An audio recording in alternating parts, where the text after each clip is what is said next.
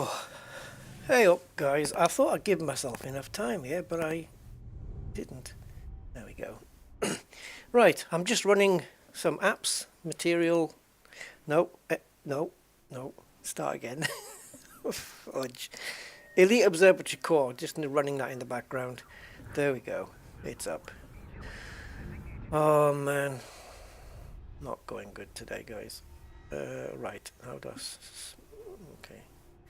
Too big. Right, that's a big window. All right. Oh, we're back. Elite Dangerous guys, we're back. We're here again. It is that time. It is Sunday, and I'm starting a little bit earlier than normal. 2:30 for me. So 8:30 somewhere in the United States, and yeah, it's early morning. But yeah, for me it is mid-afternoon, and you might be asking me, hey Rusty, how's the weather where you are? Well, that's what it's like where I am. Yeah, that started last night, and this is what we have right now. Anyway, I can't take my car out in that because it'll just... I don't even think I could get it out down the drive, because as soon as I come out the garage, I'm on a little bit of a slope, and it's all snow there, and knowing my car, it'll just refuse to brake and go straight into the wall. So, yeah, and on rear wheel drive, even with traction control on, I'm not going nowhere. So I'm stuck in the house. I've got a cup of decaf cappuccino because that's how I roll, and I'm ready to get out into the cold air? No, the cold vacuum of space. So we're here, and oh my God. Yes, so guys, let's go.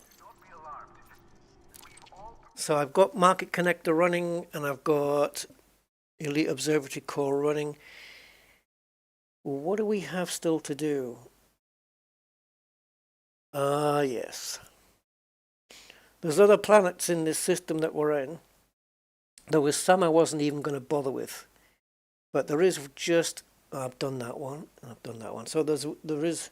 No, we've been to there as well. Oh, we can leave. Okay, it looks like we're done in this system.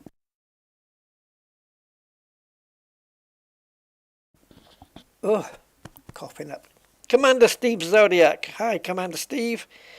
Commander Selim. Hello. And Mr.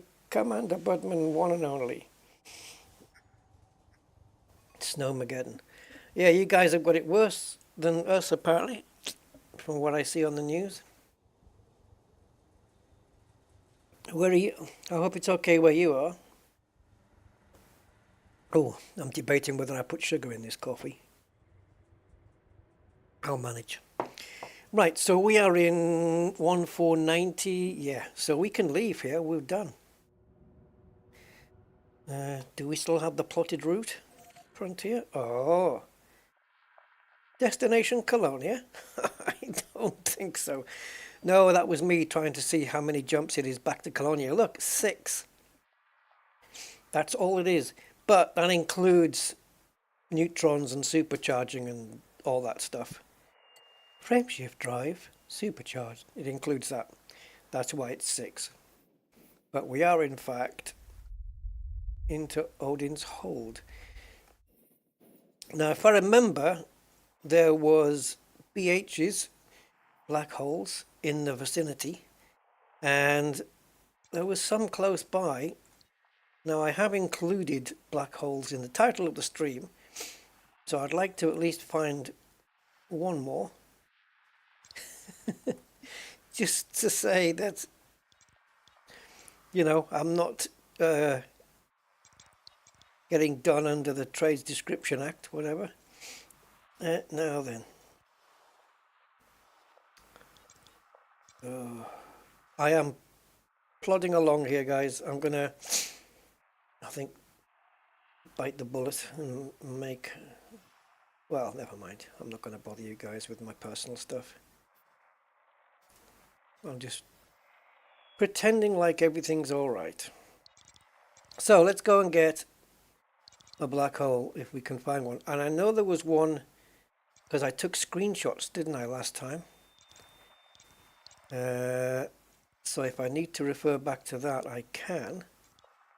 And I might have to. I think there was one where the system had the name 1390 in it. And that black hole was... Wait a minute. Am I facing the wrong way? No, I'm not. Good afternoon, Philip. 07. Yeah, welcome, welcome.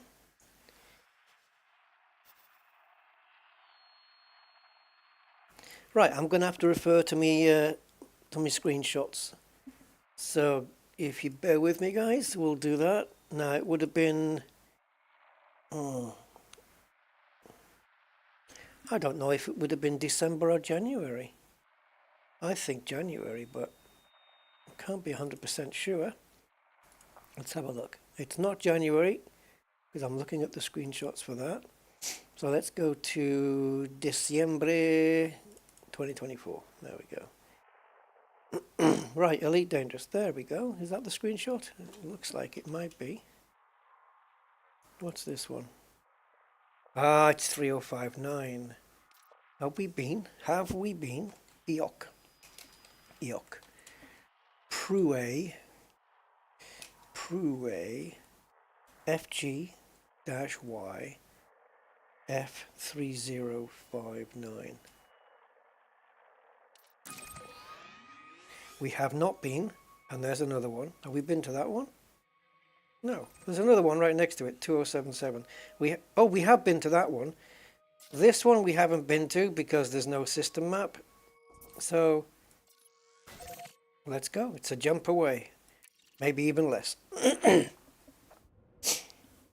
Yeah, it's down. Yeah, New Year's Eve, December 31st. And also, we don't need it immediately, but we're gonna have to look for some scoopable star at some point.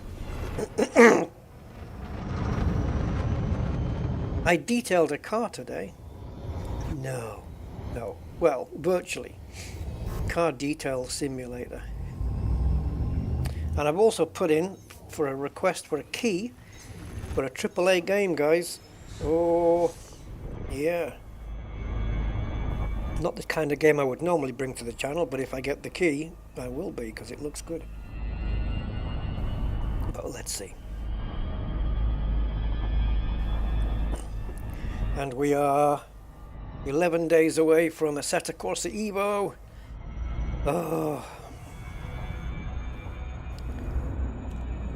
Oh, why did I press to go into Super Cruise when I was already in Super Cruise? It's a habit. It's going to be one of those days. So what time is it there, Mr. Budman? Is it 8:30 or something like that in the morning? Ish? Ish-ish? Ish-ish, ish-ish-ish.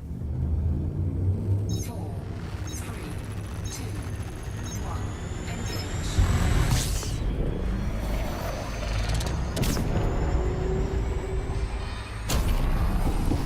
All right.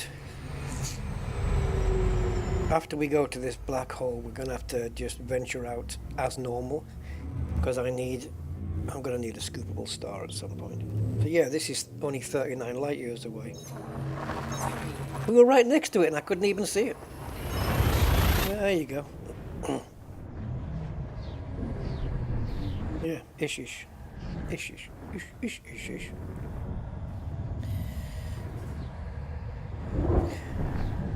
You get that a lot in northern Spain when they say the what color is what are we looking at here? Oh, yeah, when they say the S.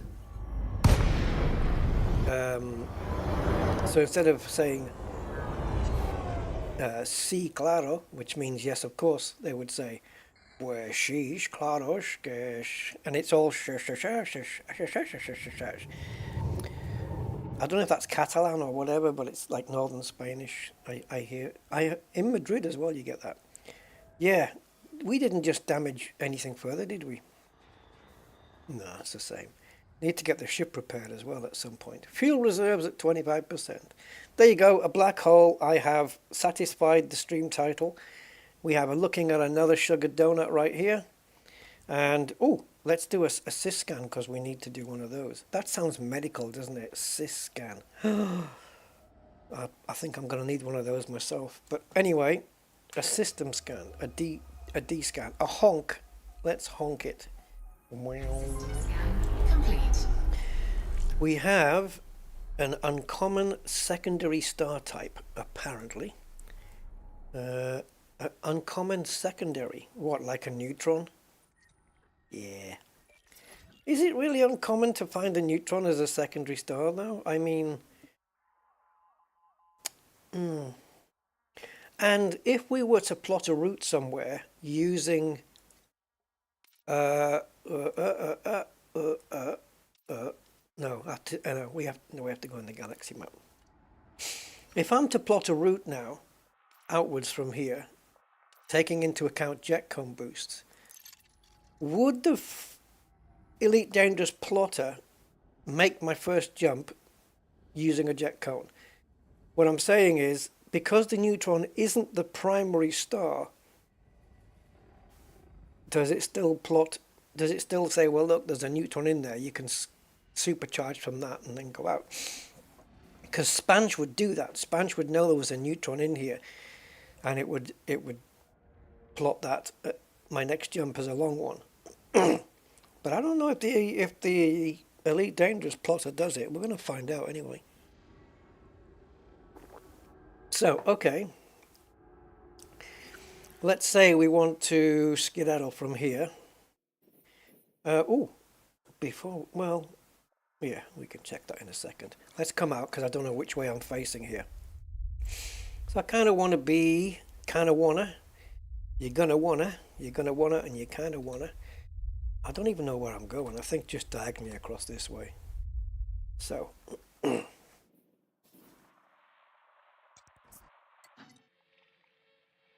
Okay, let's just plot that in. That's only 4 jumps. Okay. Interesting. It's got a supercharged jump there, but coming back, it's probably easier to come out the map and back in again.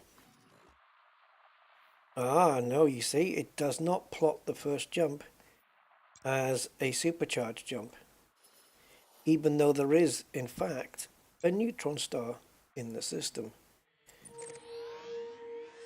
And even if I supercharged off it and then plotted the route, would that work? If I supercharged and then plotted the route again, would it know I'm supercharged?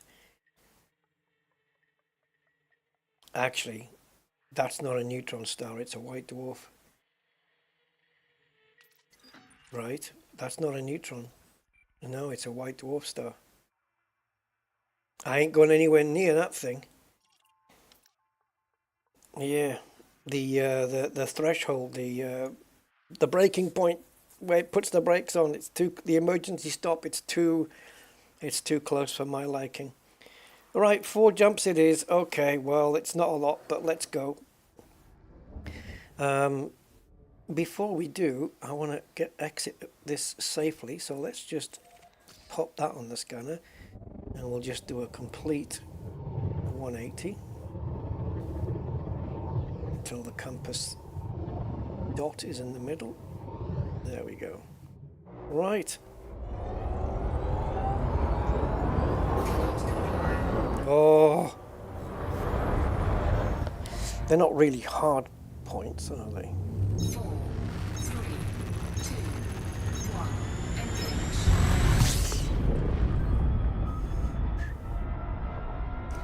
We don't get that sucking in and punching out effect with the stars anymore. But okay, it doesn't matter. Well, what are you doing now?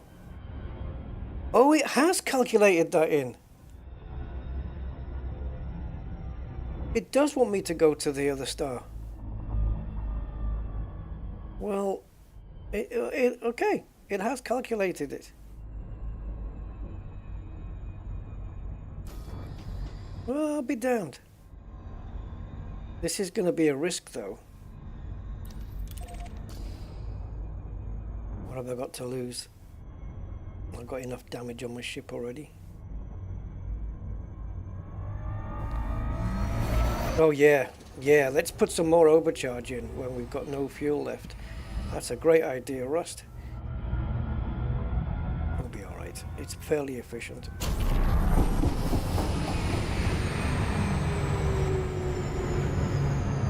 As long as the next... yeah, as long as the next jump is to a skippable style, we'll be fine. Alan, hi. I think it stuffs you with a low jump. Yeah. Now what it's done is, though,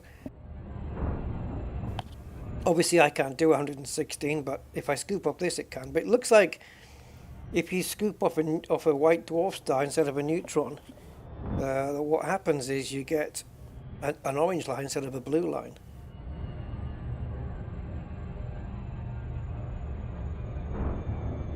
Tomorrow? I thought it was Wednesday. Okay, sorry, I've just been reminded of a meeting tomorrow. I thought it was Wednesday. That's not going to go well.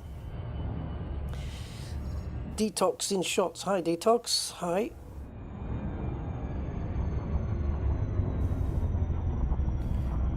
Yeah, it will be okay for fuel.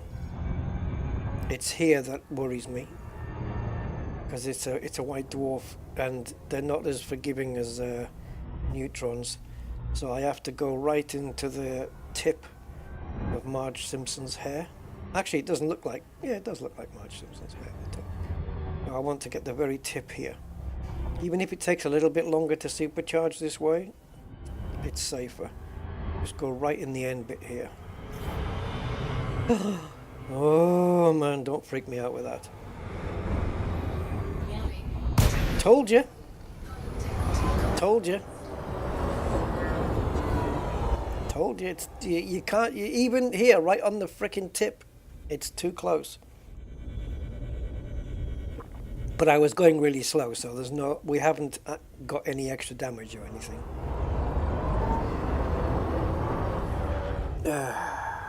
Oh, Vanguard. Yeah, too late. It's probably not worth it. It's probably better to just do 2 jumps.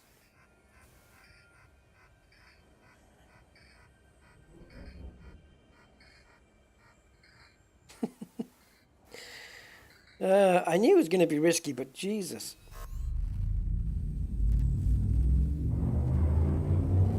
Ready to engage. Oh, an escape vector? Seriously? Come on. Nope. It's serious. It really wants me to use the escape vector. Okay. Never mind.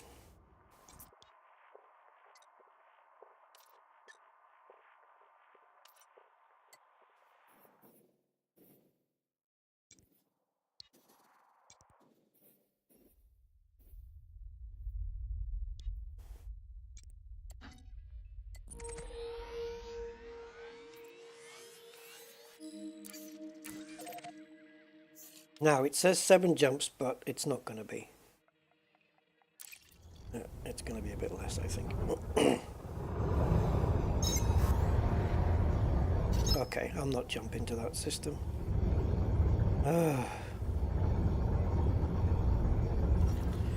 Okay, maybe it is going to be 7 jumps then after all. So we've lost that destination now. Thing is, there was another supercharged jump in that route. So I knew that if I just got out of this scenario here, and then re-engaged jump boosting in the route, it would put that back in and reduce the jumps down again. So we'd probably get it down to 5 jumps instead of 7. But right now, it's not important, can't be bothered with it. All I want to do is refuel and we'll pick a different destination, because The one I had picked was just purely random anyway, so it's of no consequence or no meaning to me whatsoever.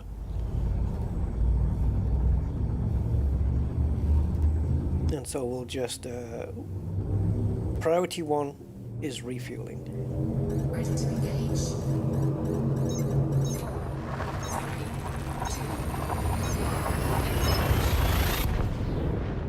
2. And then we can recalculate a route.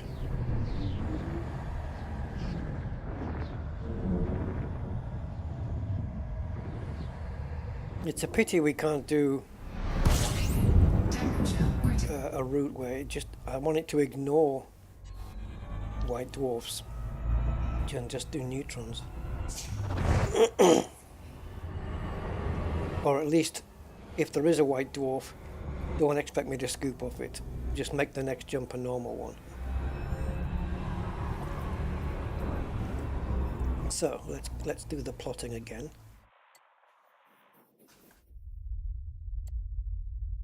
So somewhere, yep, whatever. We'll go that way. That'll do. Jump in and anything interesting in the area? Scooping complete.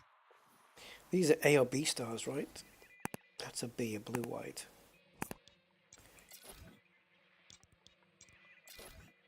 Is there any designation here on these stars? We've got VZ. Is there any designation that lets you know if they're like super giants and stuff like that?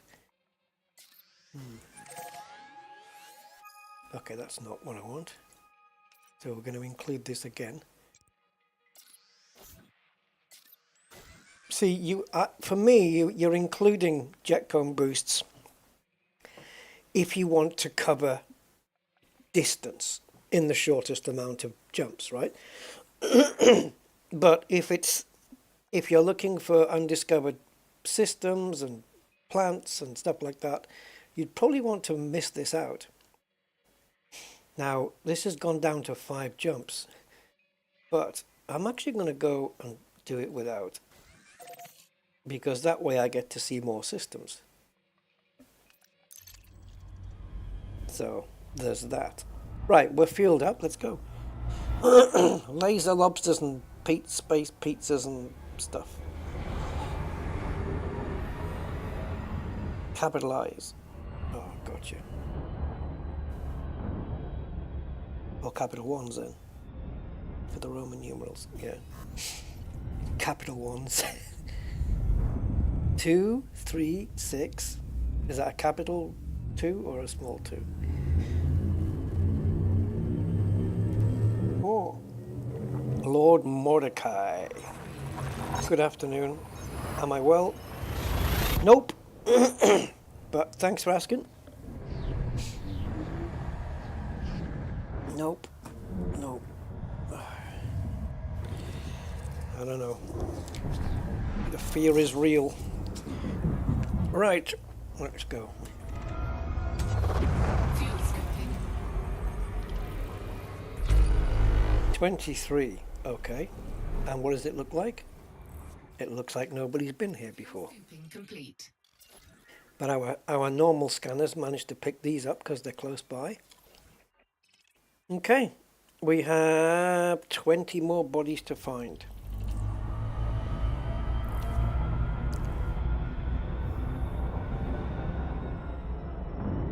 We need to make that sun shrink a little bit though. There it goes. Just so it doesn't get in the way of our scans here. Right, okay. Nothing special in terms of planets though, like Earth lakes and water worlds and ammonias, but it doesn't mean we're not going to have some nice plantages, bios, or some nice planets to go down to, because I've seen a couple of great ones in the last stream. Even that ice planet that we went on, that lovely ice planet, I used it today as a thumbnail for the stream. Flat, featureless, but man, it was awesome. They did a really good job on that one.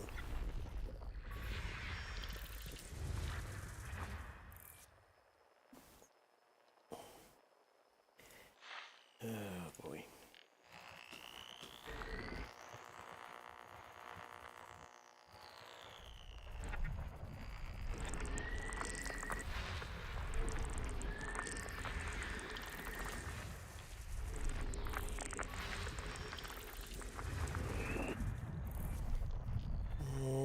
We just managed to avoid that being in the way.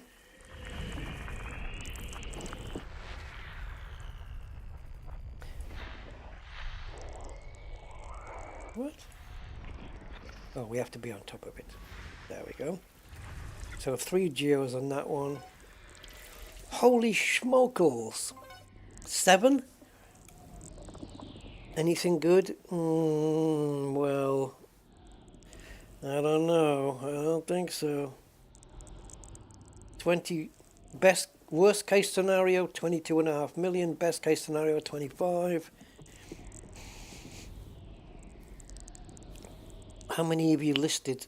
1, 2, 3, 4, 5, 6, 7, 8, 9. Okay. Bacterium, Cactoida, Concha, Frutexa, Fungoida, Osseous, and Tussock. If we were to do all of those guys, we're going to be a while. Come on, tune in the frequency. If it's the only planet here with bios, then okay, well, we can... Oh, it's not. Oh, this one, Frutexa flammasis, is a possibility here. That's worth 10.3 million. Concha aureolis is also possible. That's worth 7.7. Okay, so there are some lucrative bios.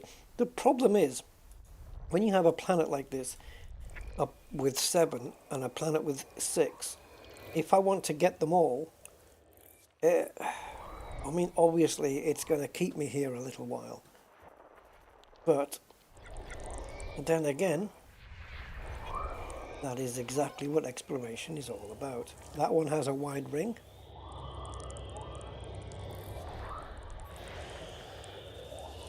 Wow. Wow, that's big. Look at the Earth masses. 3.4 million Earths. Oh my god. Well, I say big. It's not necessarily size, is it? It's mass. You like neutron stars have got. Oh, is it neutron stars? Lots of mass in a small space. I can't remember. Whatever. Yeah, it just depends how dense it is. Right, so those beeps tell me that all materials, all raw materials are in this system. Every single one. System scan complete. And another one with 6 bios. Oh, crumbs. And, you know, it's the same bios as the other ones. Cactoida, Concha, Frutexa, Fungoida, Osseous, and Tussock. It's the same on all of them. But if we did, let's say we got worst case scenario on all of these, we're looking at 36, 46, 56, 57, 58. But yeah, about 58 million. Then you multiply that by 5 for the bonuses. And we're looking at around 260, 270 million. Yeah, 10 times bigger than Jupiter. It's a big one, isn't it? So, are we doing these plantages, guys? Are we doing them? Because it's 3 planets, but... Oh, man. It's going to take all afternoon just to do these 3. So normally it would pop up a message and tell me which is the first one to scan. So we've got 5E, 6C and 6E. Oops. So this is what it looks like. So it's quite obvious which ones we have to go to. It's this guy, and this guy. So, which comes first? Which is closer? It is going to be 5E. Alright. Alright. Alrighty. Let's go. Knowing me, I'll do this one and then get bored and not want to do the other two. I want to move on. Let's see.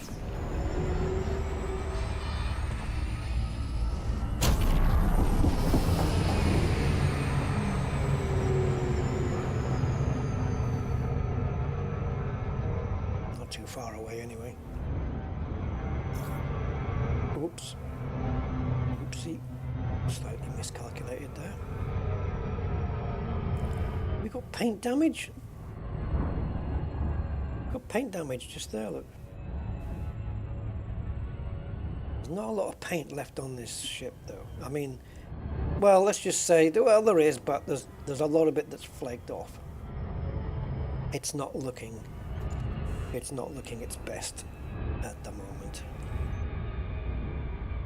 No, it needs a paint job. Yeah. I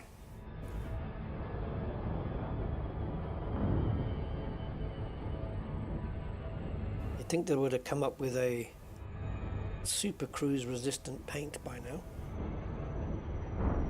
Or not even a paint, just something, a color that's bonded into the material. But hey, it's only 3311.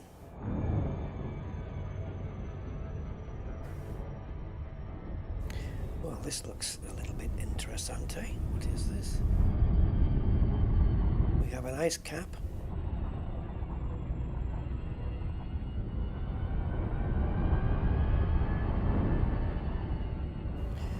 Interesting surface. I wonder what it's like. If it's nice when we get down there. Right, 4 probes. So we're just going to deploy 2. That should be enough. One round the front and one round the back. 50%. Surface scan complete. Okay, so Concha Aureolis is not here, which is one of the lucrative ones. However, Frutexa Flammasis is here, and that's worth 10.3 million. So that's going to be my first goal, I think. So Frutexa is sharing with other stuff, by the looks of it. Maybe. Let's just go down there anyway. So, blum, blum, blum, blum, blum, blum, blum, blum. Not in the white bits then. But okay, we'll go there.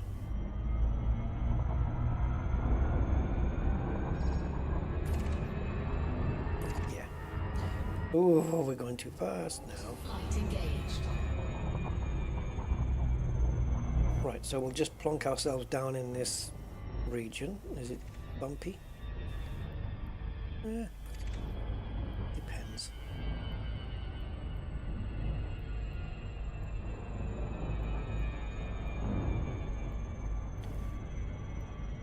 Okay, so let's see. If we aim for this smoothie bit here, we've got a bit of time we can adjust.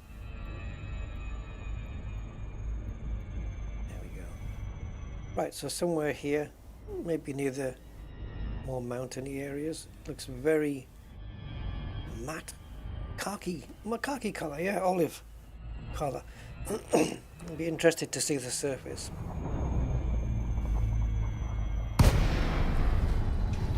So we've got a cactoid, but we don't know which one, but they're both the same value anyway at 2.48. We've got 2 fungoides.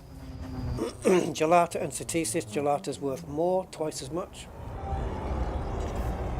And now the greenness has been replaced by brownness.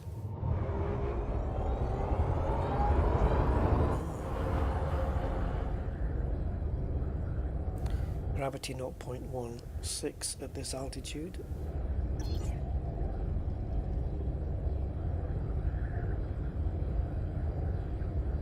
So we're looking for Frutexa, which is going to be really quite small if we're looking at it, if we're going to try and find it from the ship.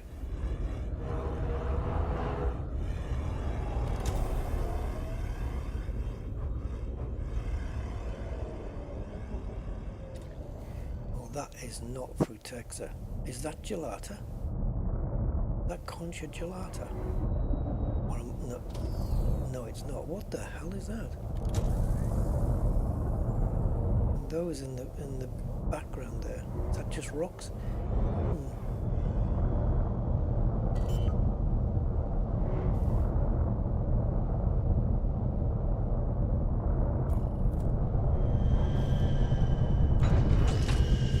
Let's have a look.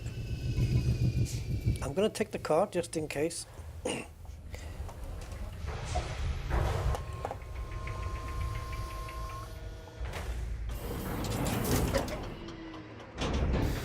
gravity warning.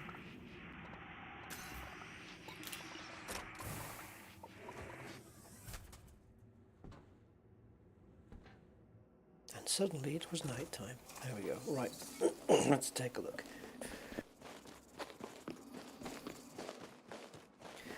Oh, now I see what it is. Right, okay. I've seen this before. But it's not Frutexa.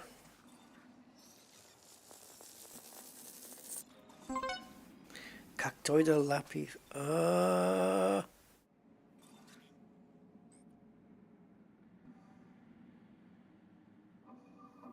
Okay, it's worth the same as the other one, the other choice, which was Pepperatis. 2.4 million, and the distance on this is 300 meters. So, sure, we can do that. 300 meters then. So we've got some more over there, I think. And I don't know where else, but we'll use the SRB to find it. Keep the ship here, and who knows, we might find some Frutexa on the way, which we can log next time.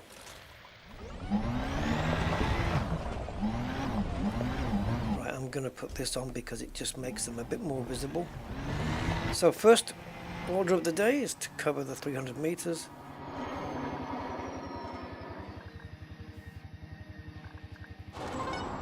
And that's that. Now,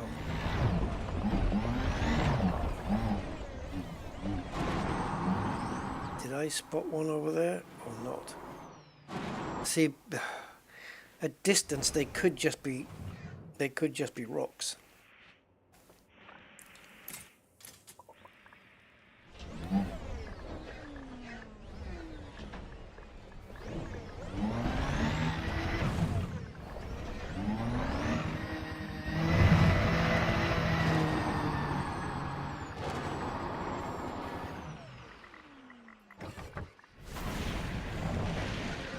What I want to do is scan the closest one to me, to the ship.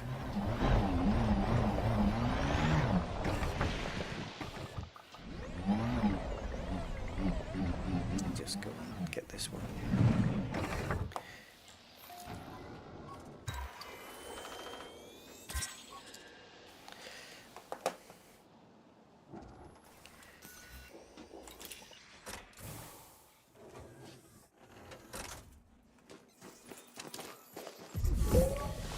Okay, they're all valid, but we'll just get this one.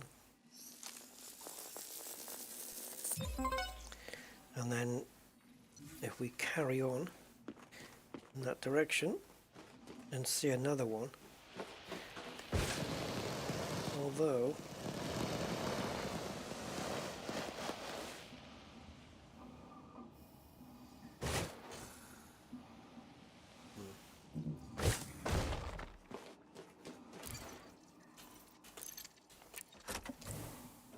let's have a look.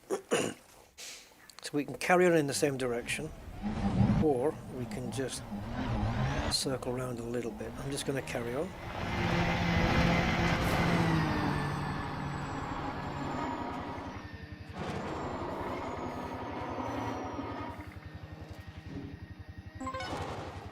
That's the 300 meters covered.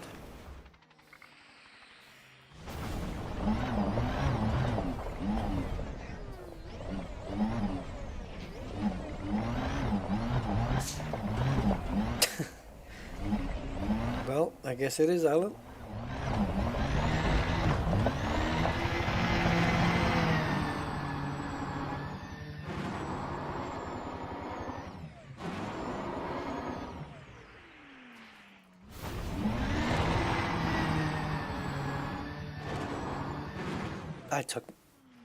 I ended up selling my Dyson because it was just collecting dust. Right. Last scan for this one, but we actually came for Futex and I haven't seen any yet. But at least that's this one done.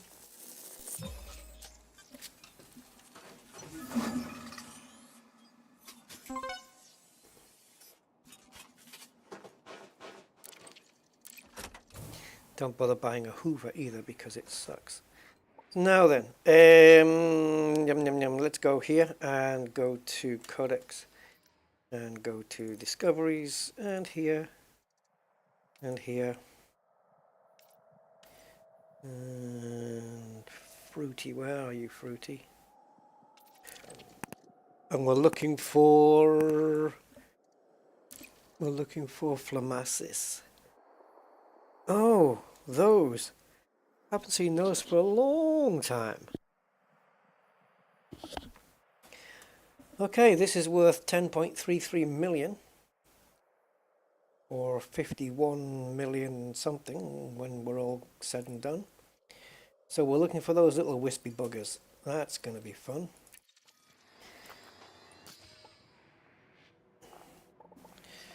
Yeah, that's going to be fun.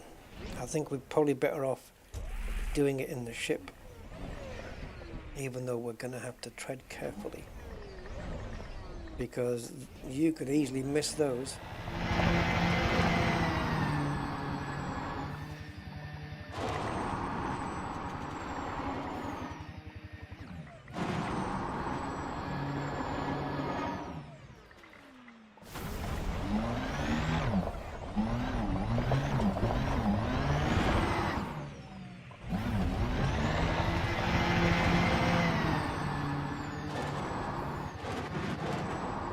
Looking around as I'm boosting here, I'm not really seeing much.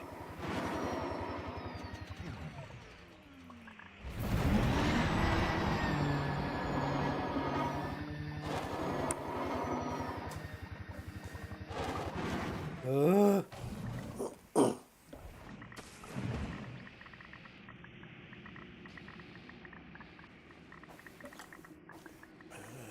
with me. Just got a text. Oh, my neighbours, so lovely. They're going to bring me a dinner round in a few hours.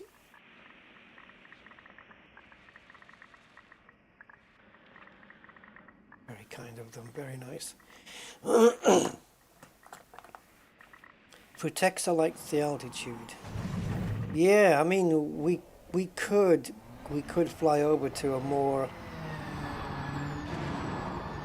mountainous part. I mean, there's not a lot here, but we do have altitude over there. But yeah, sometimes in the description on the codex it does tell you, you know, they like to be growing on the sides of this, or they like to go down in valleys and stuff like that, but you don't always get that information, which is unfortunate. You have to you know, just find it all out yourself. But okay. It's just I'm very bad at remembering. If I spend time, you know, looking for something and think, oh, I found it in the mountains, but the next time it comes along, I'm never going to remember. The only thing I do remember is one of the, I don't know what it's called, but I'll know it if I see it. And it only grows like, if you can have a flat plain like this, then you can have like a mound of rocky area, and it'll only grow on those mounds of rocky areas, and that's it. You won't find them anywhere else. I don't remember what the name of the bio is, though, but yeah, that is definitely the case. So we can go up high here a little bit, and then we've got some in the background as well, which looks a little bit more higher.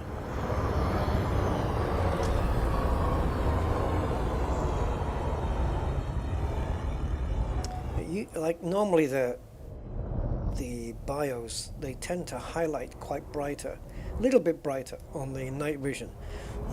But now the rocks are doing that too. They're showing some quite highlighted outlines. Oh, this isn't. This is more of that. Well, yeah, we're gonna. Oh, go back. This is tomatoes on sticks. This is Fungoides sativus. So,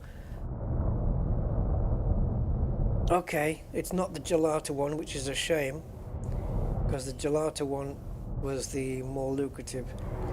But at least, well, this planet's worth 100 million at least now. Where the hell are we going to land this? I might have to leave the ship to do it. That doesn't make sense. I might have to leave it up to the ship to do it. That's what I... Not leave the ship. I didn't mean leave the ship. No. I wish you could, though. Right, where are you? So let's enable the advanced docking computer.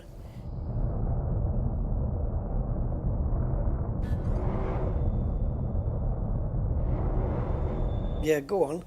Let's see you.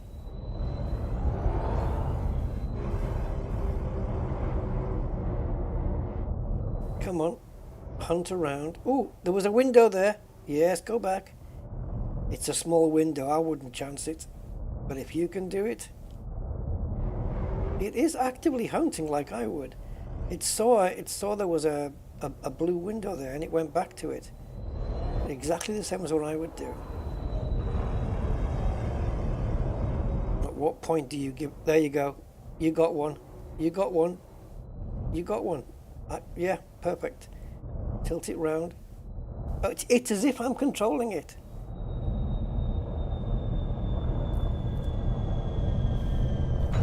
Brilliant. It worked. And it did it. It used all the steps that a human would take. Oh, there's a blue dot. Let's go back. Huh. I'll be dipped. Okay. Cool.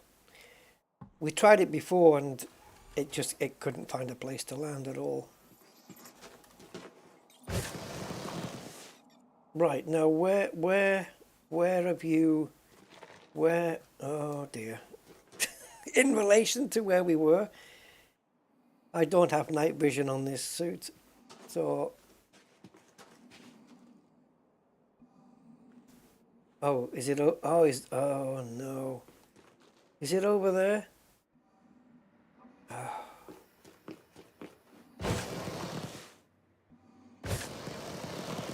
There's nothing closer.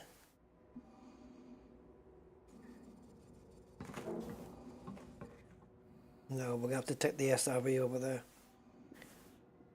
It did go to the right quite a bit though, didn't it? So I think that's what we were looking at. Hello. Yeah, that's it. Heading 15. Yeah, we'll have to take the car.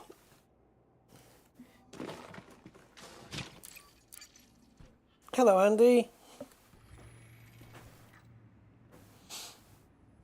It just makes macros of your best landing. It worked. Hey, however it does it, you know, that time it worked beautifully. It did it. It used the methodology exactly the same as what I would use. Like it saw a little blue blip and then went, oh, hello, and went back to it. As if it was like a human decision. Oh, you know, not like fully automated. I have no control over this SRV. It's just doing what it wants. Yeah, it's not the direction I want you to go in. We should have brought... Should we get the other one? This thing's not going to do well over this terrain. Let's get the other one.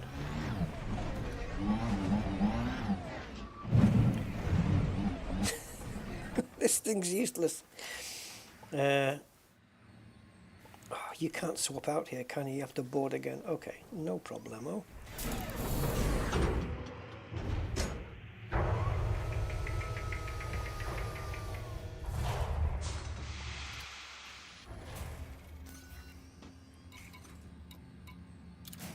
Okay, let's get this guy.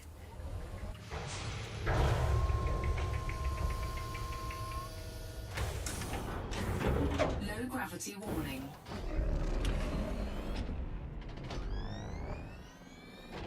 Seriously?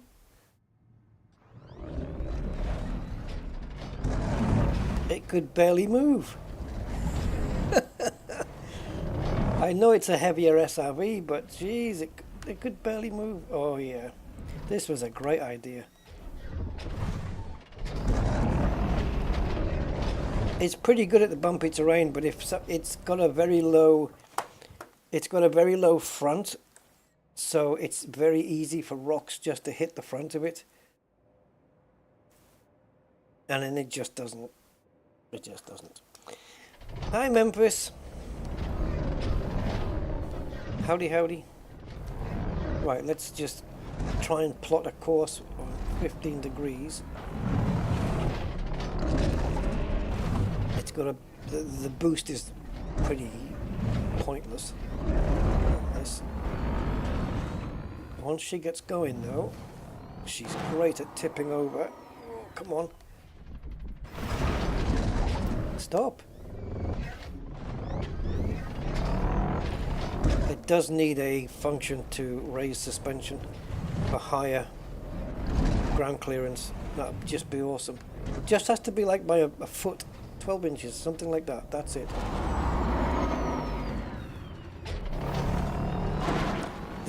Where this comes into its own though is going up steep inclines.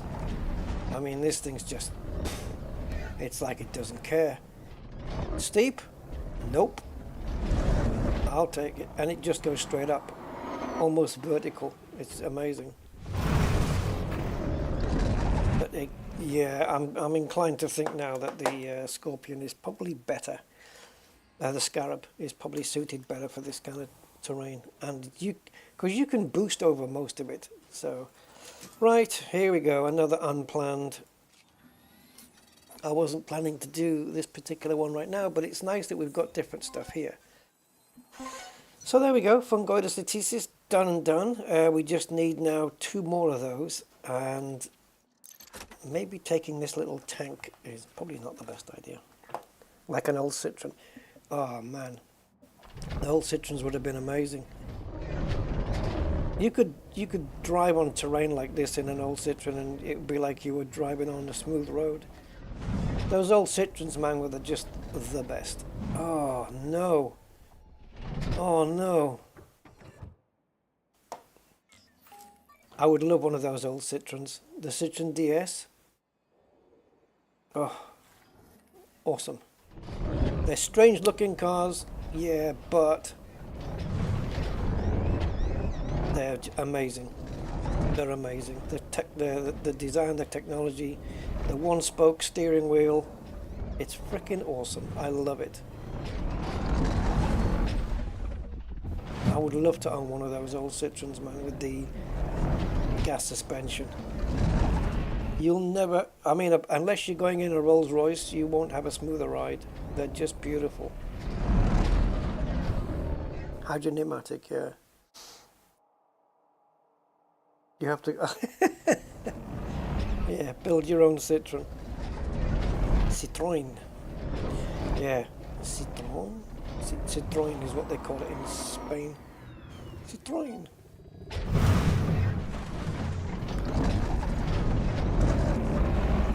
Yeah, I love those cars, especially those big long ones. There was the Palace as well, wasn't there? Citroen Palace, P-A-L-A-S. But the DS is my favorite, I think. Citroen DS. As a petrol head, yeah, it'd be nice to have, you know, an M3 or something like that. Sure. But you say, hey, you present me with a Citroen DS, and oh yeah, baby. Awesome. I would be over the moon with it. But trying to find one, I mean, to get a decent one, you'd have to go to France, and even then it's a pain in the arse to find one.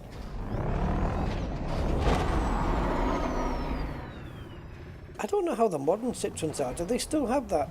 I know the Picasso has got that kind of suspension, but I don't know if they are as smooth as what those old 1960s and 70s Citroens were.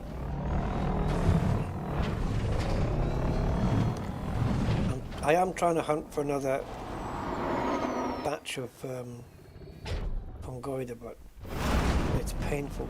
We should have been in the others, SRV. I'm just going to have a look over this crest, and if there's nothing there, we'll come back. Ooh.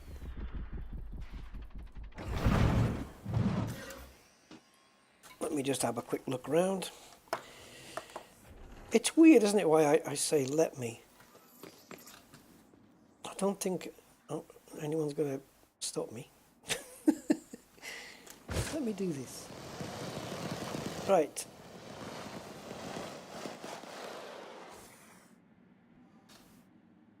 What I should say is bear with me while I do this. Oh, hello. Was that... is that anything? Yeah, it is. It's a rock. Yeah.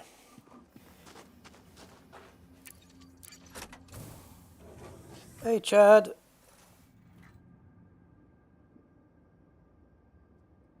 How you doing? Oh, good. Oh. Wow. Right. We'll use the ship, I think. It's a shame because there's a frickin' Frutexa right there as well. That's all the boost this thing has because it's too frickin' heavy, I suppose.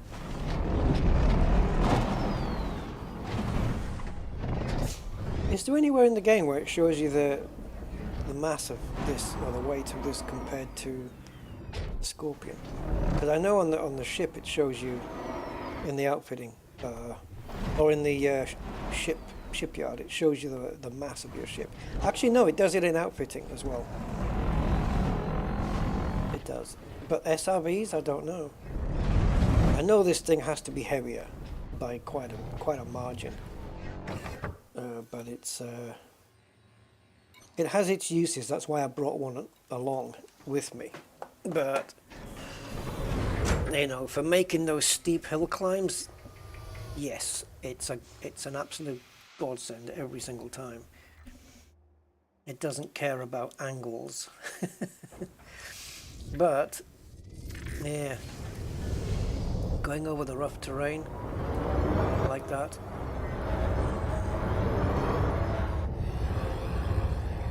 What distance do we need on this? What did we just do from Goida? 300 meters then.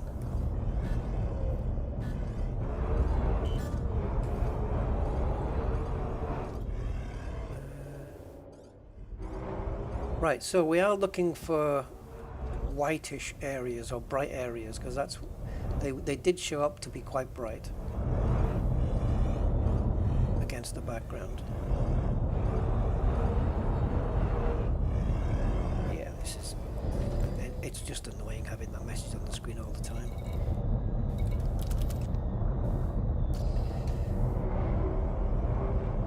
So I do think we need to be quite low. I think I can do this without the night vision. I think we can just look out for brighter areas and hopefully we find like a big clump of them.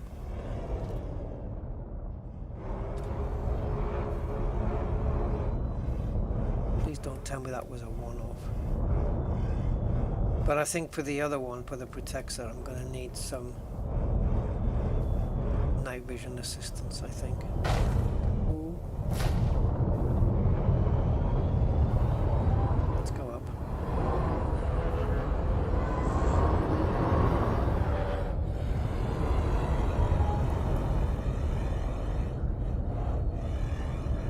I haven't had the message to say that I'm 300 meters away, but at least I didn't hear it or see it. But we do have the first scan done, that's confirmed.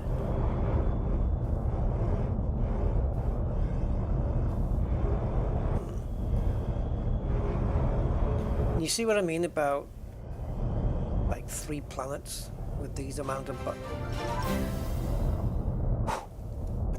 bios. thanks you Anonymous for your kind donation of £25. A late happy Oh New Year. wow.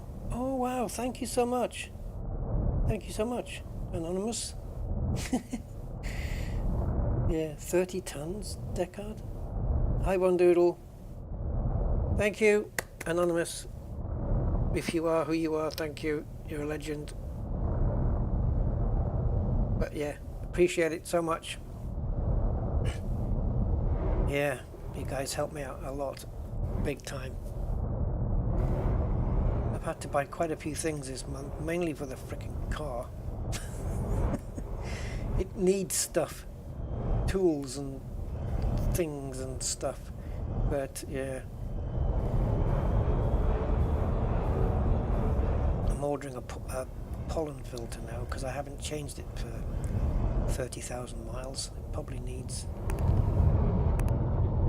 it, but they're not expensive. It's just they screw you on the shipping. They say, oh, we're not going to give you free shipping unless you spend more than 100 quid. Yeah. So anyway, I don't see any second sightings of these things.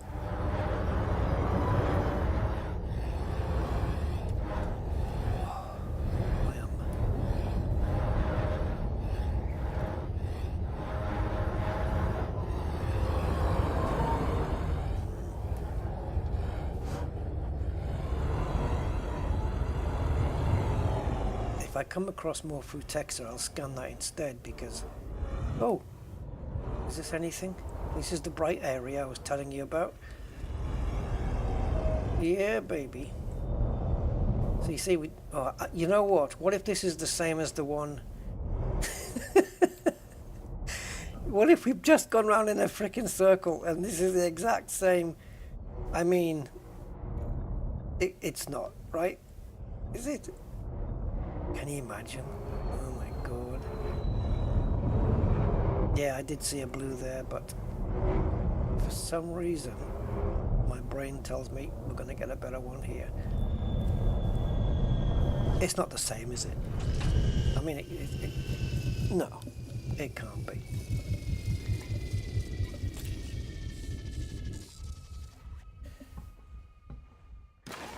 Oh, okay. I've just got my notification on my phone about the PayPal, so I know who it is now. But if you want to stay anonymous, that's fine. That's fine by me. Thank you so much. Bear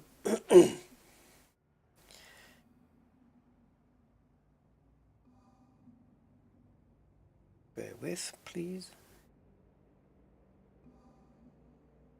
Yeah, I got you. Thank you.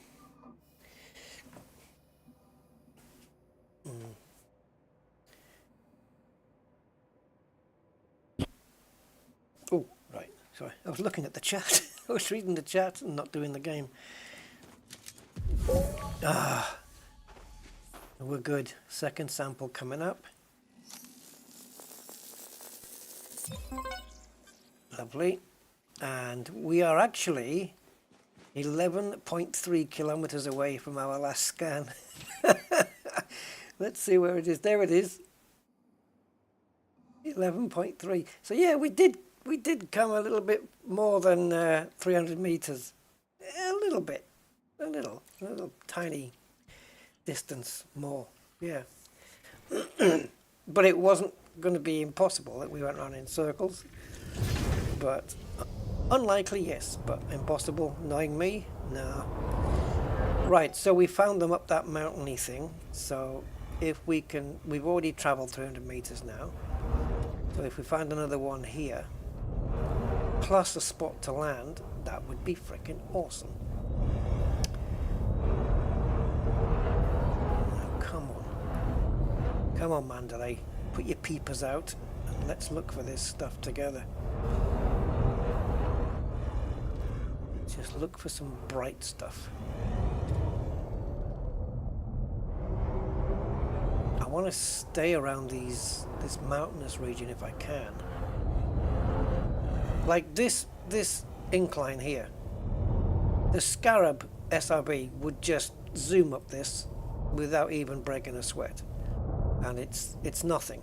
I mean, this isn't even a good example of steep angle. It would just do it. It wouldn't even question it. If you watched my stream where we were climbing that mountain, that Neverest 2, that was almost vertical at times, and it just zoomed up it. Awesome. And we did get to the summit. No way would it have been possible in the Scarab.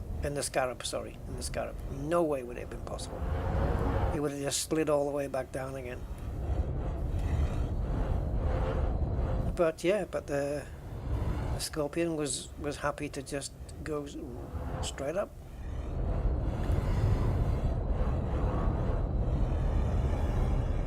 But yeah, it does have more of an issue on bumpy terrain because it sits quite low and the front end catches on the rocks, which is unfortunate, and the boost isn't great. Hello. Oh, why can't I scan it from here? Just put my arm out the window or hover the ship, climb out onto the roof. Oh, there's some more there. There's some more there, and we've got a flat piece. Can we land there? Can we stick the mandalay down there? It's only a little ship. It's a little medium small little ship. Come on. Come on. Give me a blue. Give me a blue. Come on. Oh man. Alright, let's just go in a straight line. There we go. Okay, that's a small window. That is very small. Thing is, it's worse when you get further down, but okay, let's go down. Hey, it might do it. We're only 4 meters. 2, it's still blue. Is it gonna do it? Oh my god. Right, we just have to walk back a little ways. It was quite the event, Memphis, yeah. Hey, SWG Havoc. I loved it. That was a lot of fun doing that. Yeah. Especially when we made the summit, though. That was epic. Because the view back was just insane. Oh, sweet, man. Right, all we need now is the thing we've actually come for, which is Frutexa. Oh, yeah, that's going to be a nightmare, isn't it? I've only seen one, and that was just one leaf blowing on its own. How are you supposed to spot that? Wow. Oh, Frutexa's going to be a nightmare. I mean, we're in Frutexa land. This is where it's supposed to be growing. Why don't we check out the codex and see what it has to say? See if it tells us any information about where it's growing. Because you might be right. It might be up on these. It might grow on the hillsides, or it might just prefer the tops. I don't know. Alright, so let's go into Codex once again. Biologicals and organics. And it's Frutexa. This one.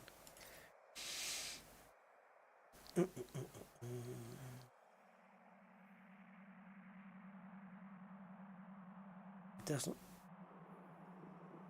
gather liquids and hold themselves in place where the ground may be unstable. That's all we've got. Where the ground may be unstable.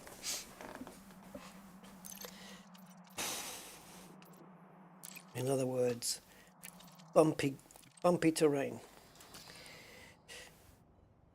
It likes the terrain that my ship doesn't.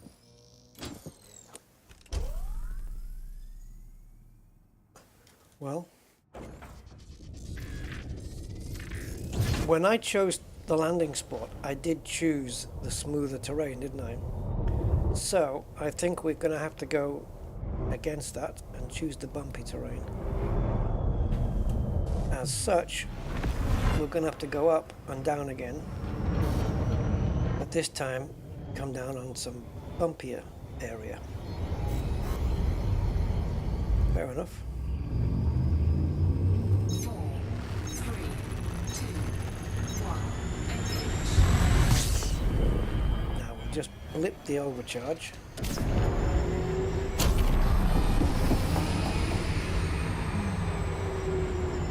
There we go. Now we look back. And we actually want to come down somewhere bumpy. Like that's bumpy. And it's totally blue. So just there will do just fine.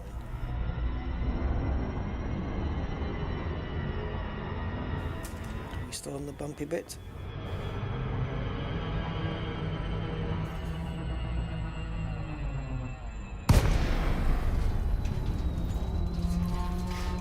Okay, let's do this.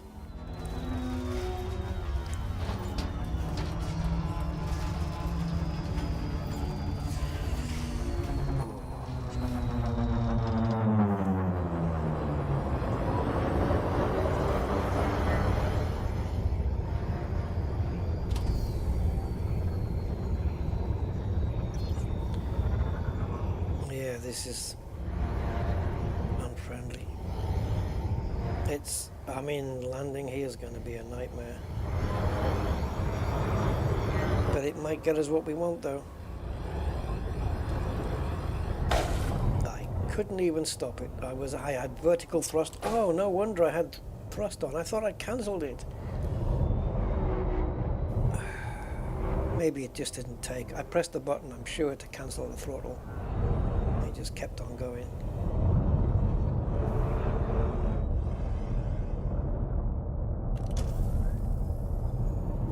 I wonder how highlighted it will be when we find one.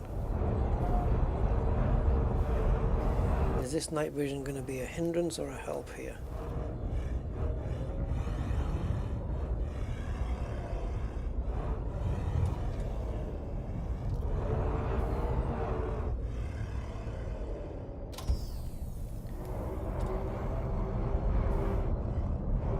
How does the light?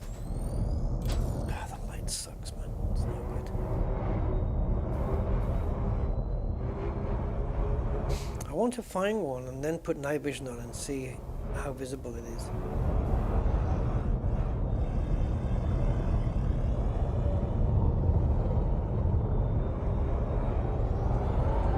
Okay, let's go up a little. Yeah, not the right one, unfortunately.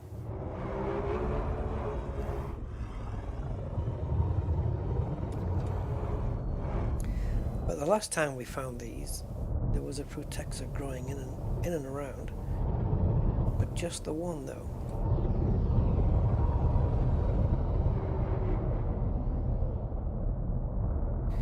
Oh, and to think we need 3 samples of this. And what's the distance on the Pt6? 150. Well, if they're kind of growing in the same place, maybe when we find one, it'll be easier to get the other 2.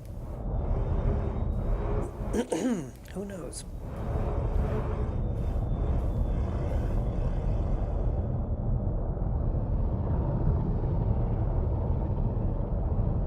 There could be one growing in amongst here. It can happen. It can happen. It's just getting lucky, I guess.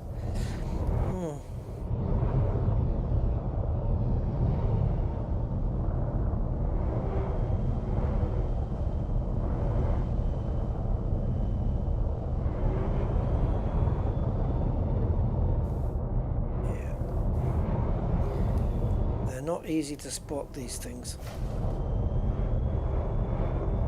because they're quite small, and if they just grow like one on their own, if they grow like that, That's gonna be a freaking nightmare to find.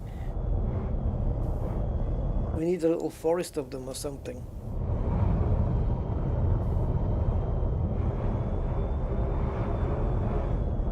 Wow, how rare are these things?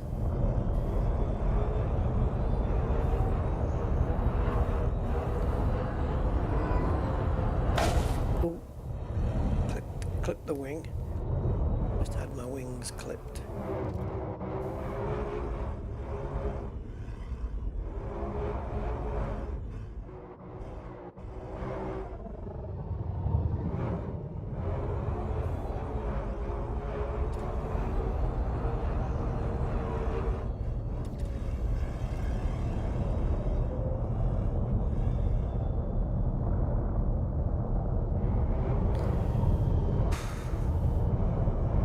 I don't know. Is it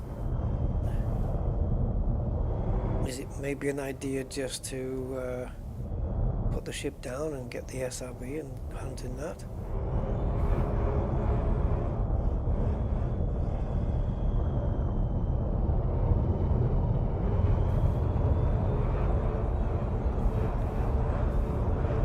How much do I really want this?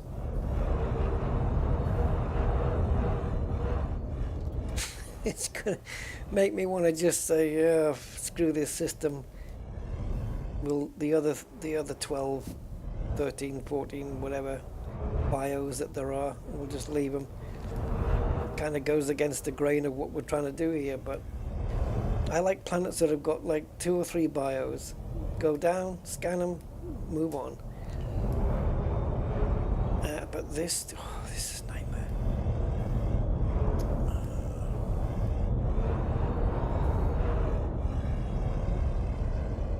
I mean, yeah, I know, night vision, yeah, sometimes it helps, and I haven't determined yet whether it's a help or a hindrance here, because there's so much detail that pops out now. See how much more detail we're looking at, and it's easier to miss something so small, unless it's highlighted brighter, which sometimes they can be. Oh, Jesus Christ. And that's why you must always have shields.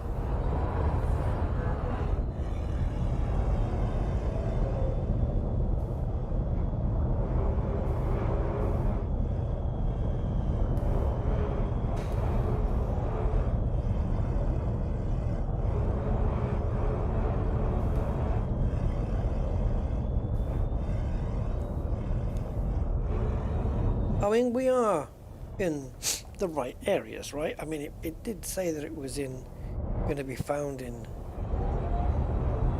these kind of places.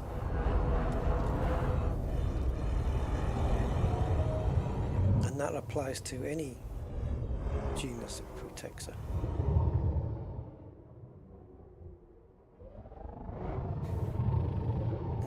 What's off-putting as well is that the one that I did see was just one single branch or leaf just on its own. It didn't have anything around it. Like, this is the wrong thing.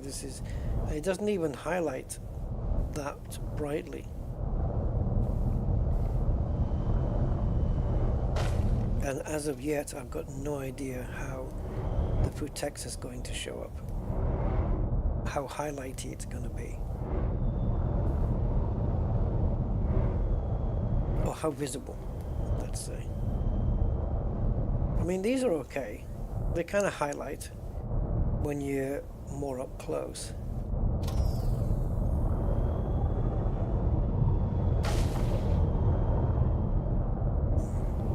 Is that anything? Yeah, there you go. There's a few. Oh my God. So there they are. That's the second time I've seen them growing along with their fungoida here. So maybe we should just look for fungoida patches.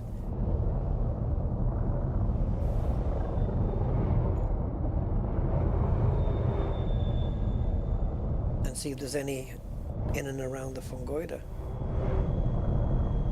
They may like to just make friends. Who knows?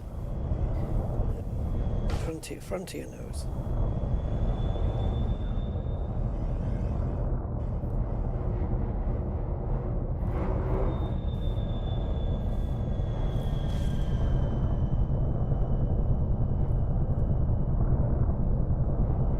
You get yourself down. Come on.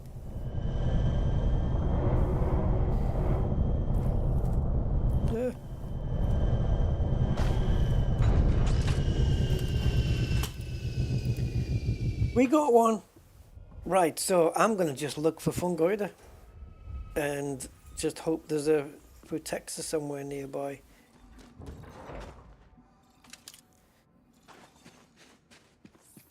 Well, look at you.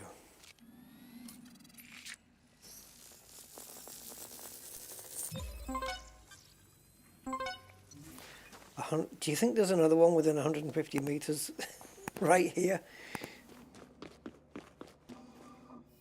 Because there's quite a... Where did they all go? There's quite a few of them here, isn't there? Where are we? We're there. So where did that big load of clumpy stuff go? There was a lot of them. Well, a lot. There was a few.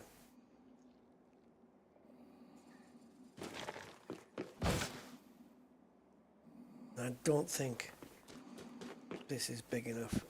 I don't think this patch is big enough. Oh, there's 150 meters. Okay. All right, give me another one.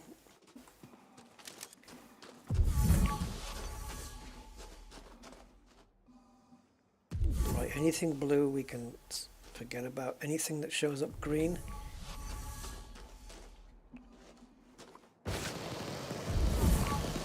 Come on, just give me a green blip somewhere. The blues there, not gonna work. Wrong species this time. Oh man.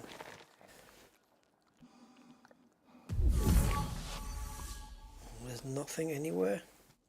I can't get lucky here.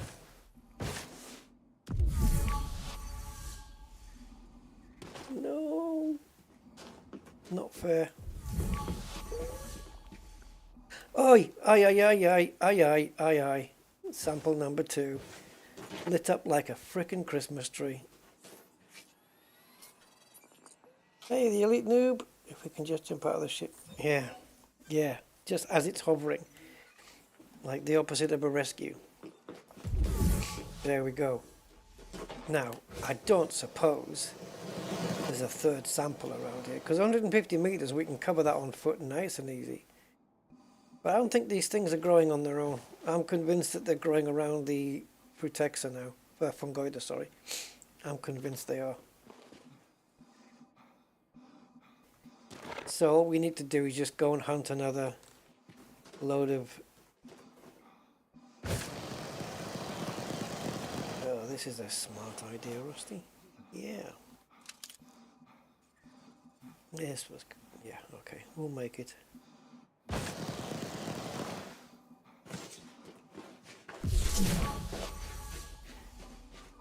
Can you imagine another green popping up now? Look at all the samples in one go. Hey, if it is the case that they grow around the fungoida, then great, because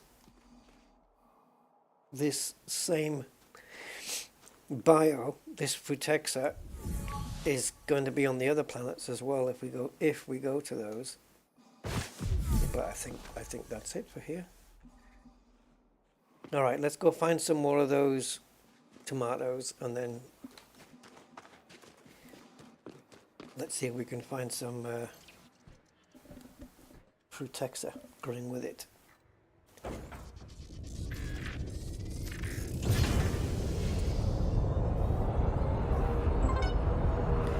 So,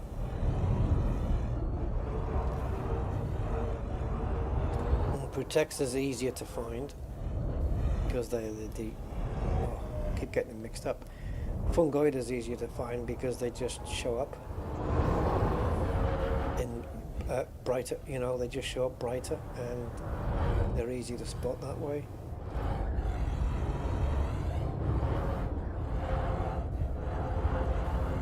So yeah, we might not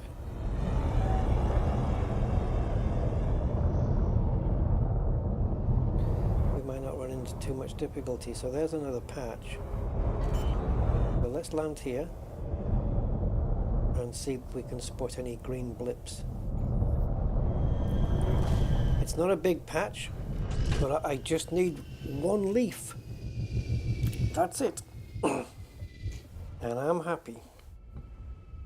I just want something to light up in green.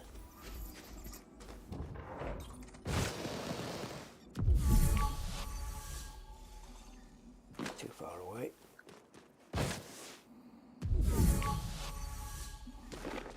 Come on.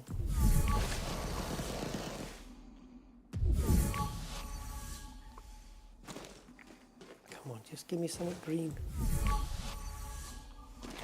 No, not here.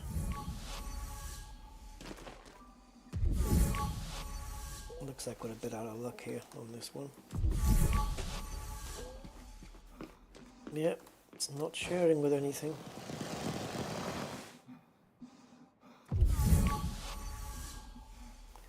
Okay, so not this time.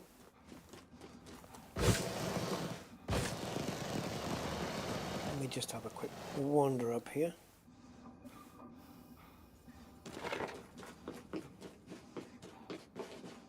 Yeah, but if it shows up, it's I don't know what sound you're referring to though, but if it was there, it would light up in green. It would light up quite brightly. Well, the bigger it is, the brighter it's going to be. Hello.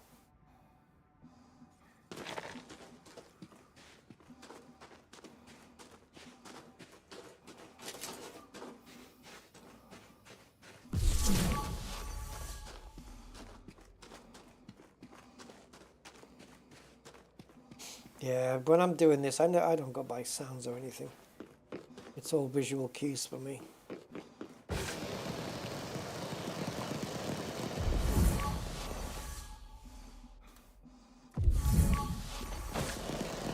We just need a green in amongst all of this blue.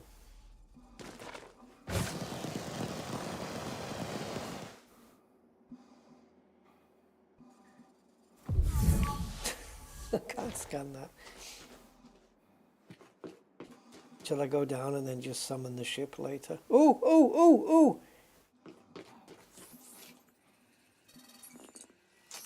I was going to go all the way down. Thank you! So it's in and around the area-ish.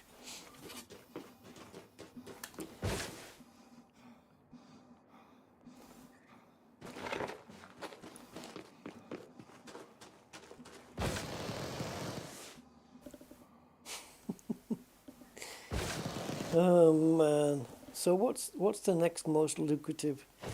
Bacteria, no, osseous. Oops. Yeah. Osseous spiralis, 2.4 million. Then we've got tussock 1.7 and bacteria 1.6. And that's it. The planet is worth 20.3 million. So if you multiply that by 5, we're looking at around 101 million. Plus all the rankings that goes with it, because I'm about to rank up on my exobiology. I think I've got enough to do that now.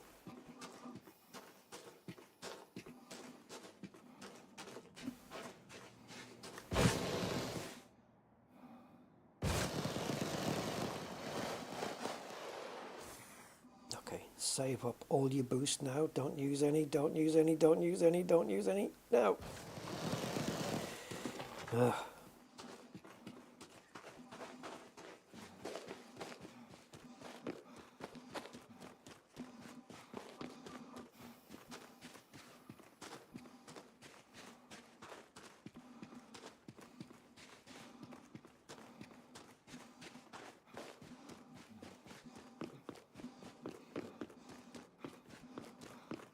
So let's have a look for osseous, which I think is in a different mapping area.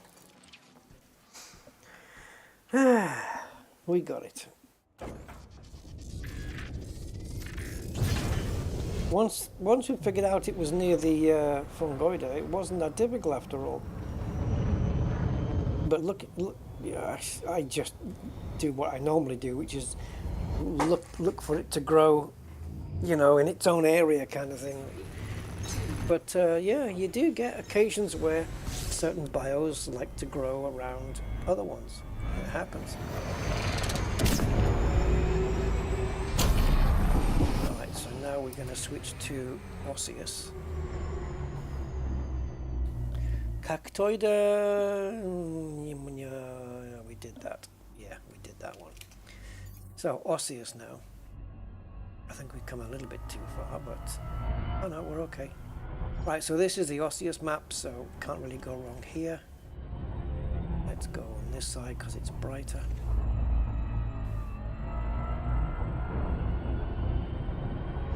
Now again, I think osseous grows on the flats more than anything. Right, should we take a look before we land? Maybe it'll tell us. But I think last time the osseous we looked at, remember the one where I put my face through the holes and stuff? Which was that one. I put my face through the holes. They were on flat ground. Look, you can see the pictures. They're all kind of on flat ground. That one.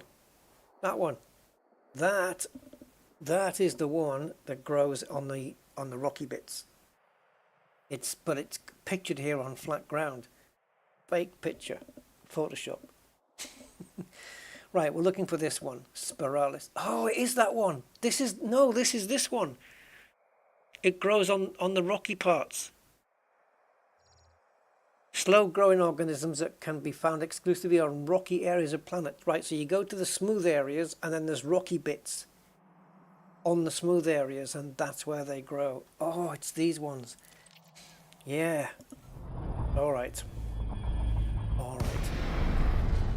I know where to look for these. It's just finding the right place. So I want to get into a smooth bit that's got rocky, I don't know what you call them, like veins sticking out of the thing, of the ground. Let's try here. Right, see these? See these?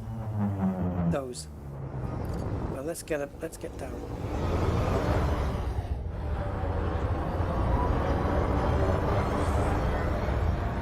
Yeah, so forget looking on these flat bits for that. You need these sticky out rocky bits like those. That's where they grow, almost exclusively on these bits, as I call them. Oh, bacteria. There you go. Straight away. You might get one on the smooth ground right next to the rocks, but I would deem it a little bit unlikely. So we're going to use the ship for this one.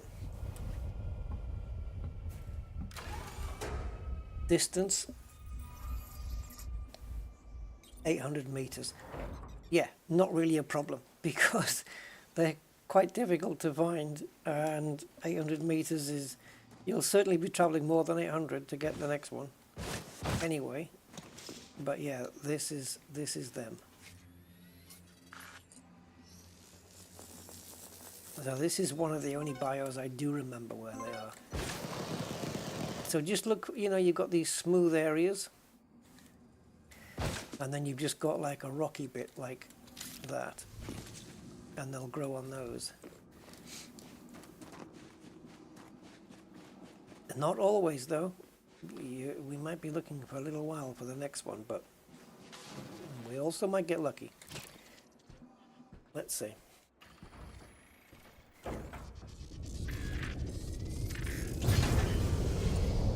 So I think I will employ some night vision, and it's, yeah, the sticky up rocky bits here.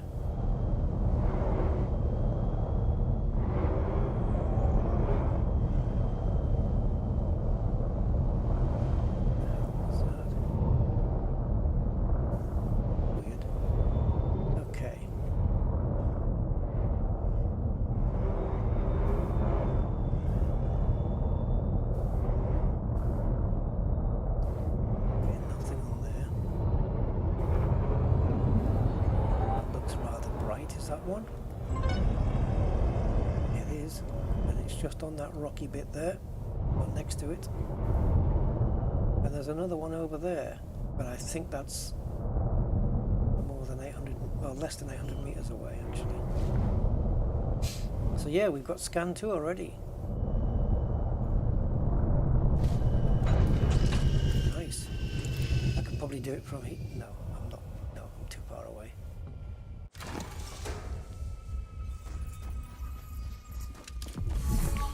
Oh yeah, baby. It's knowing where to look.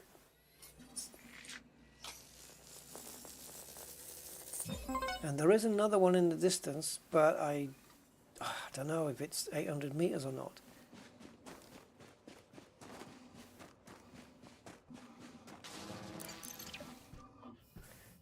Find out.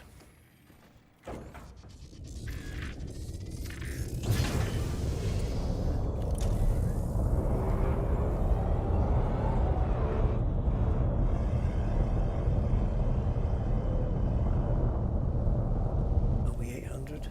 It hasn't blipped on my... Is there another one?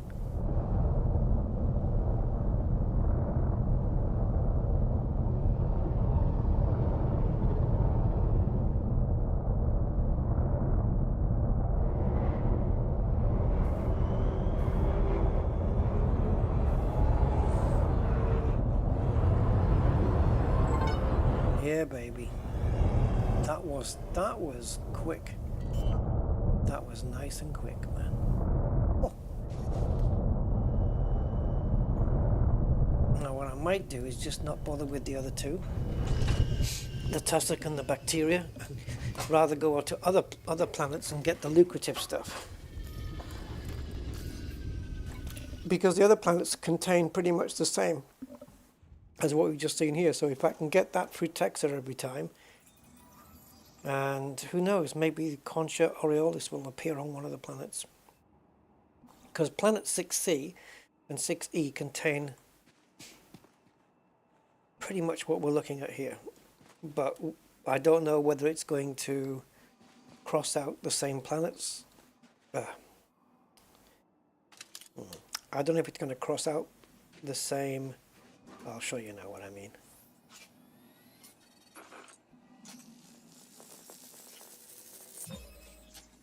Right, so what I'm saying is,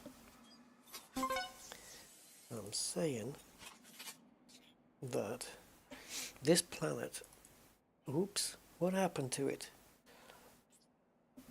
You've got it on your screen, I haven't got it on mine, there we go. Alright, so this planet crossed out Cactoida, these ones. It crossed out these ones because it predicted 8 and there was only 6. So it crossed out, well, one of the 2 fungoides and the concha, and one of the 2 cactoides, right? Down here, it's exactly the same, Phlomastis, Aureolis, and all that stuff. But it might be on this one that the concha will be there.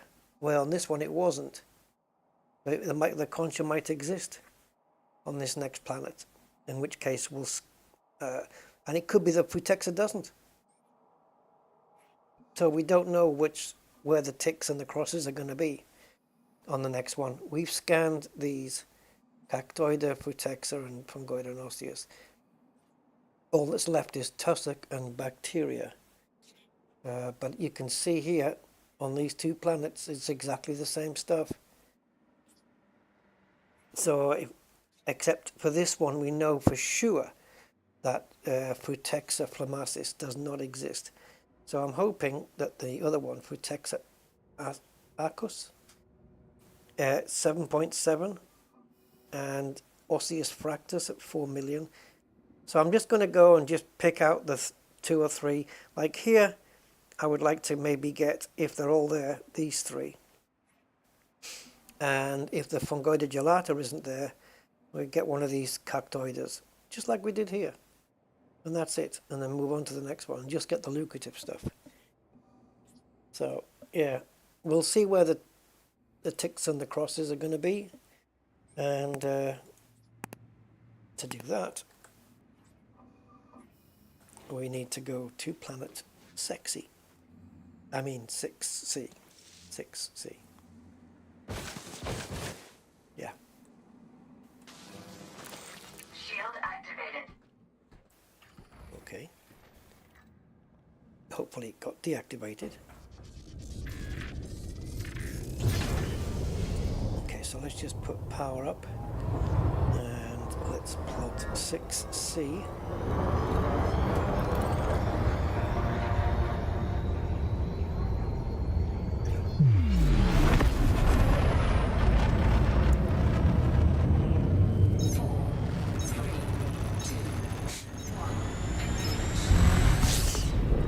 Most of the Australians really bright in night vision. Yeah. Is that all of them though, or just certain ones? Because that Spiralis one, yeah, it did shine pretty bright, didn't it? It did.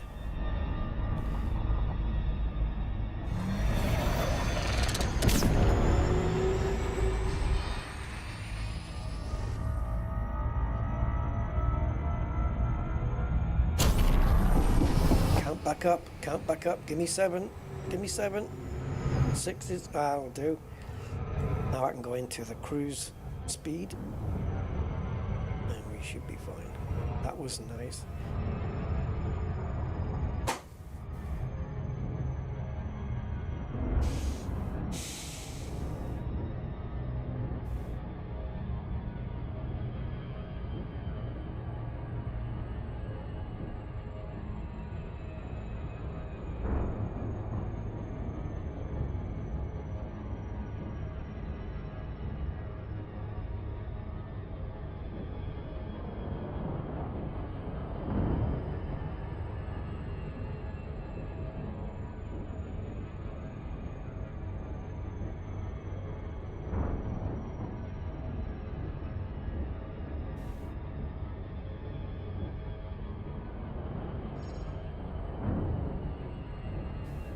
Well,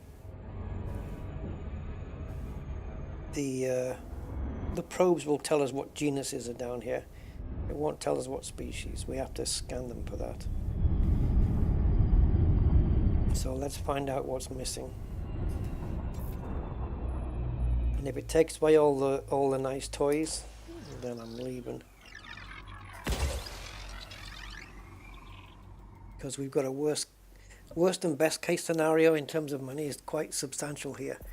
Worst case is 18 million, best case is 28 million. Surface scanned by 50%.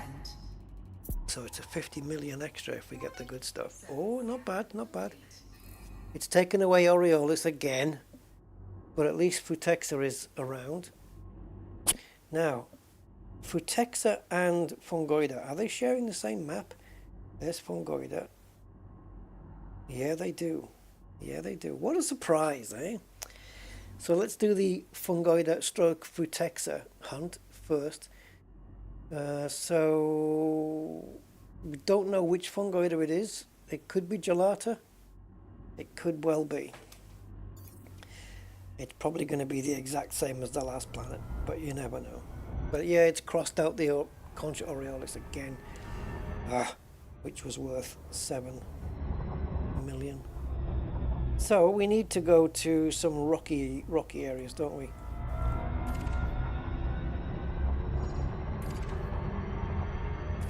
So I guess here, right? It's the best I can get from here. Flight engaged. I think. It's not a very mountainous planet.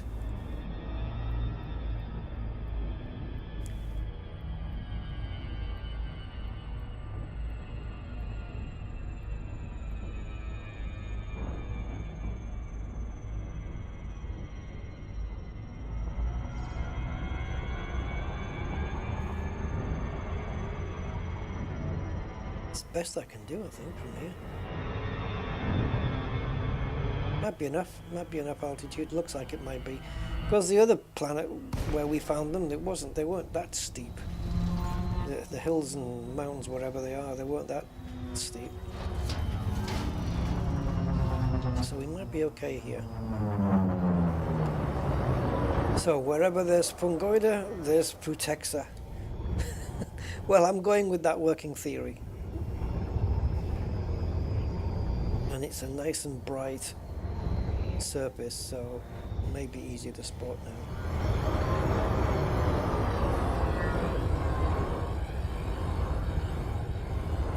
What have we got? Rocks, just rocks. Okay.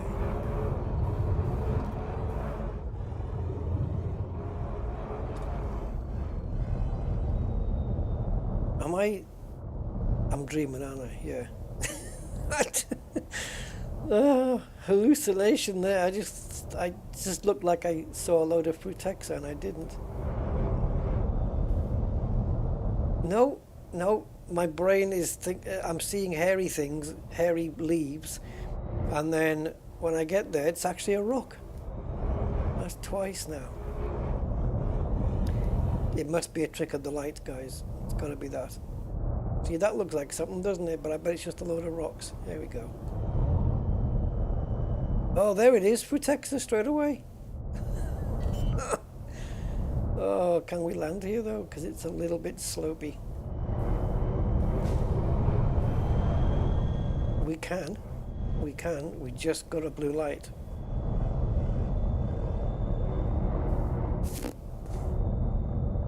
Oh boy.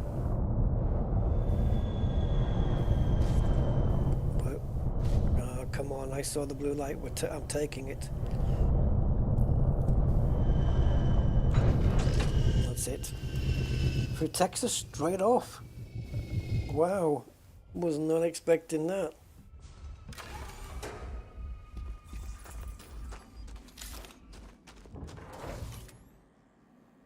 Oh, there's the fungoida.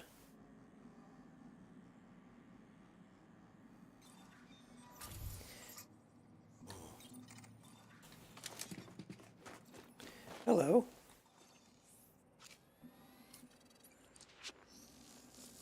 This looks like a plant that's really handy for wafting yourself when it's too hot, fanning yourself. Right, so 150 meters then is what we need here. I wonder if there's another sample close by. I mean, obviously there won't be. What you need to do on these, if you've got a decent size chunk, is scan the two that are furthest away from each other. Hello. No, they're just rocks. See, it's just optical illusions.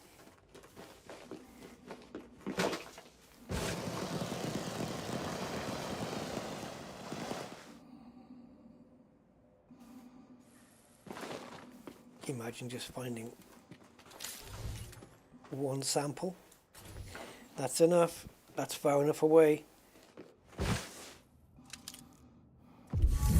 Yeah, baby, sample number 2. Well, let's see. That message just come up now. Let's see what the distance was. 157 meters. Wow. Just on the limit there then. 150 meters. And I think my door just banged, guys. Give me a sec.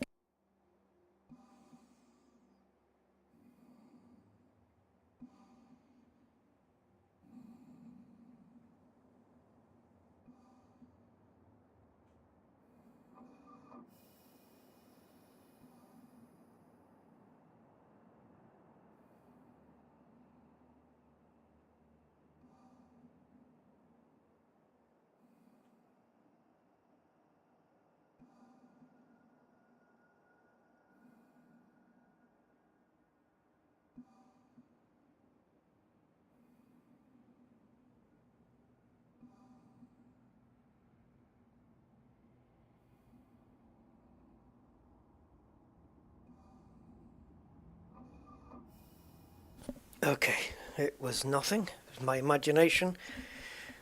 I'm having a lot of that. Visual and hearing now is gone. Oh, I don't suppose. No. Can you imagine getting a third sample from here? But it's not impossible. The different species grow so close together. It's not an impossible thing to just find 3 of them on foot.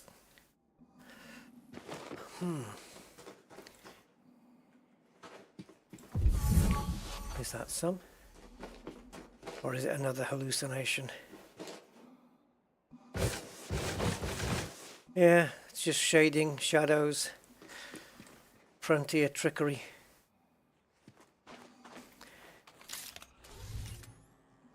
Yeah, I mean, obviously we won't see the protector from here, but I wouldn't be surprised if.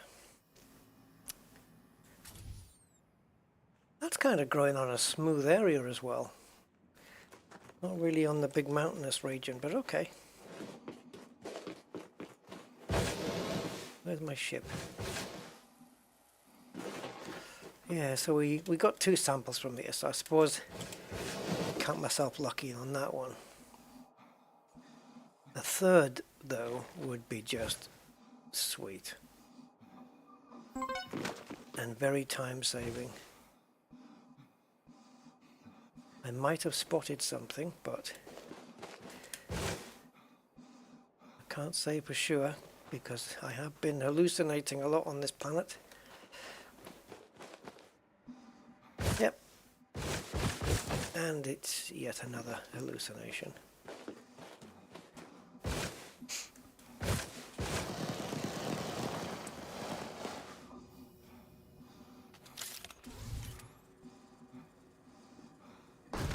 Ooh. Boots on the ground. Right, let's go down there then.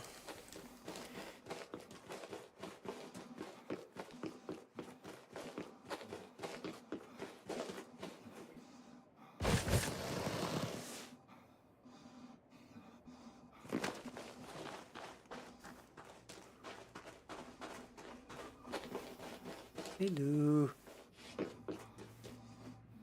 Right. Here we are. Okay.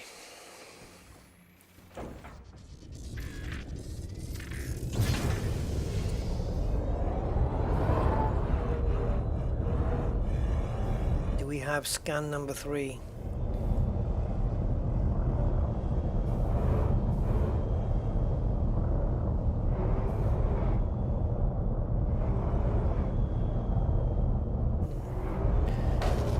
I'm gonna say I spotted something, but nah. It's gonna be another one of those shading illuminations. Unsuitable, is it? Oops. Premature.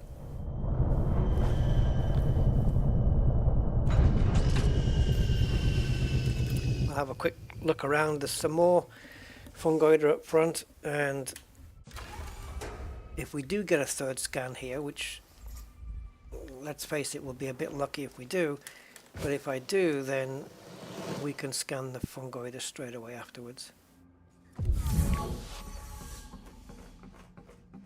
No, purple, because obviously it's the wrong plant, and we've not scanned it before.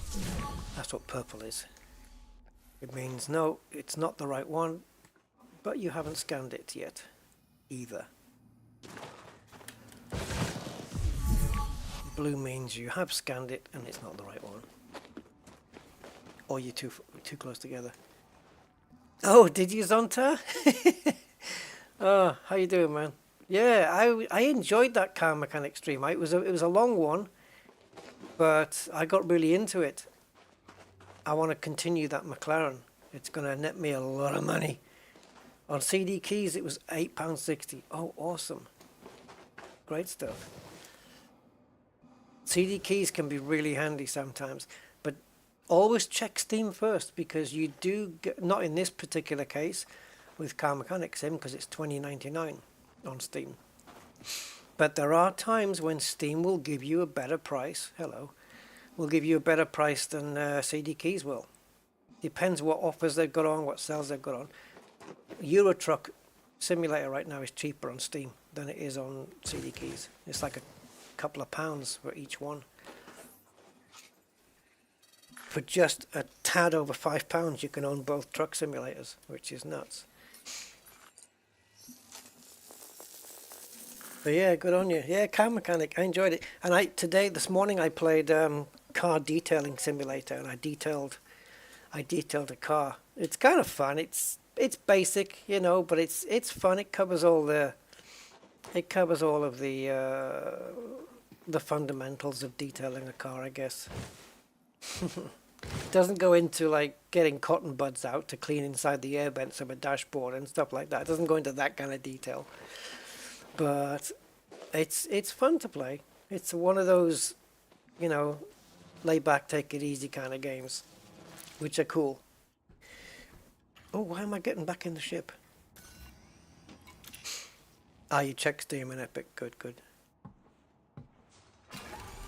Yes, there's many DLCs for Car Mechanic Sim. I'm only missing a couple of them. I think the Dodge Plymouth one and the Jeep one. Jeep, and is it Ram? Yeah, I'm missing those two. Something like that. Hey, Angry Papa Ghost 07. Angry, where you been, man?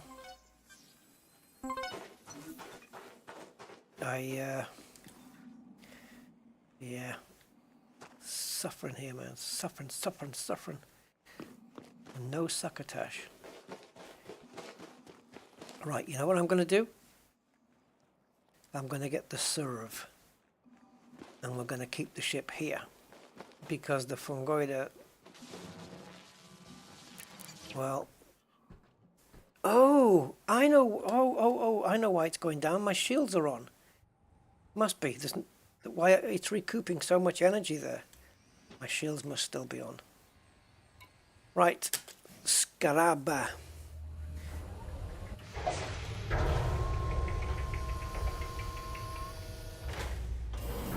If you had one of these SRBs tattooed on your back... I was going to do a back scarab joke. Back scarab. Probably a wise... Yeah, forget it. Right.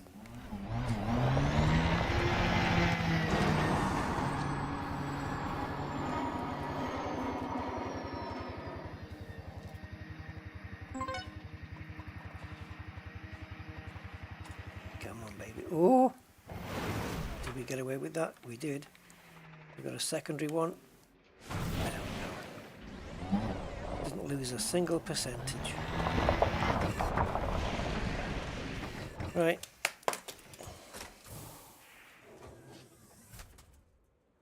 I haven't been doing my SRB scans either for the extra 2,500.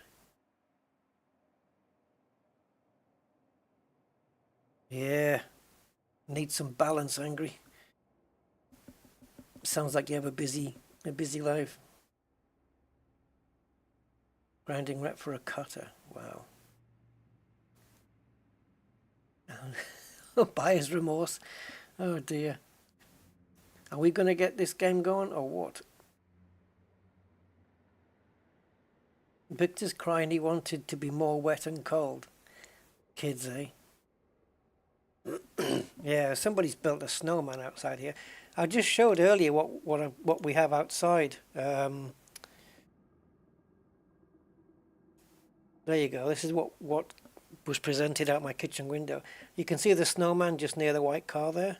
My neighbour built. So that Tesla, that blue Tesla, belongs to my neighbour who's going to bring the dinner over. Lovely people. Lovely people. Yeah. Yeah, they just bought a Tesla fairly recently. It's really fast. It's a fast car. Well, it looks like Elite's done its usual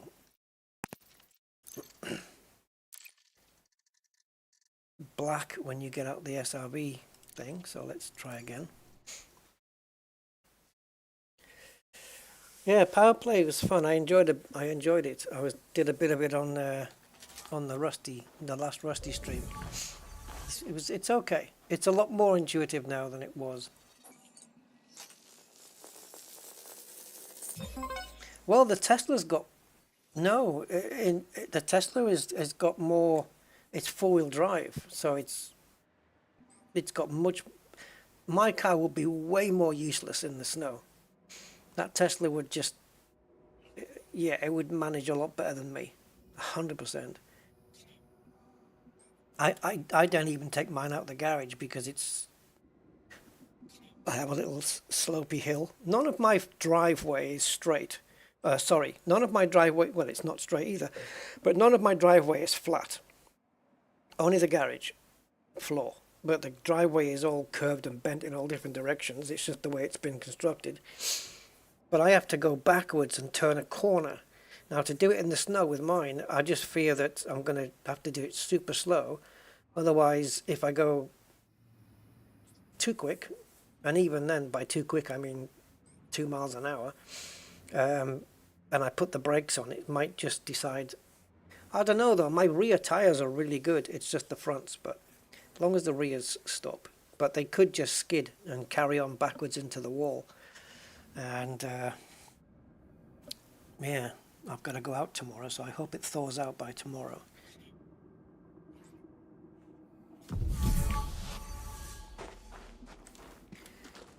Yeah, rear wheel drive in the snow is not great. Front wheel drive is slightly better, but still not great. But four wheel drive, which the Teslas have got because they have a motor on all the front and back, it's not a problem. They'll just do it. So yeah, I think the Tesla will be fine. Probably get electric shock. I don't have winter tires even on mine either. I've never had winter tires. It's like ideally you would need another set of wheels, because otherwise you have to keep swapping the tires over. And you know, they don't have to be nice wheels. They can just be steel junky wheels, and then you can just put some winter tires on it and just use it for the winter. But a lot of people who own the Clubsport cars, though, they put their cars away for the winter and don't get them out until March, April again. I can't do that. I don't have another car, and even if I did have a second car, I don't know if I would put the Clubsport away. I'd probably that's the car I want to drive. You know, I'm not just gonna let a little bit of weather stop me. So yeah, I don't subscribe to that. Oh, Cybertruck? I know, it's embarrassing, isn't it?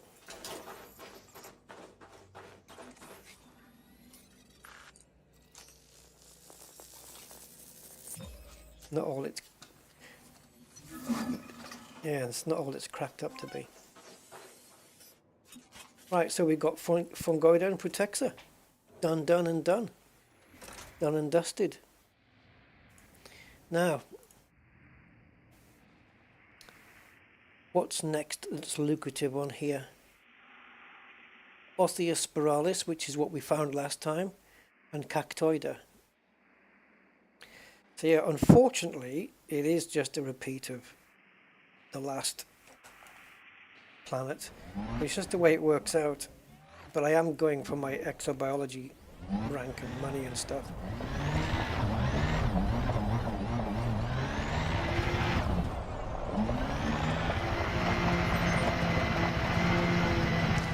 I wonder if there's anywhere inhabited around here.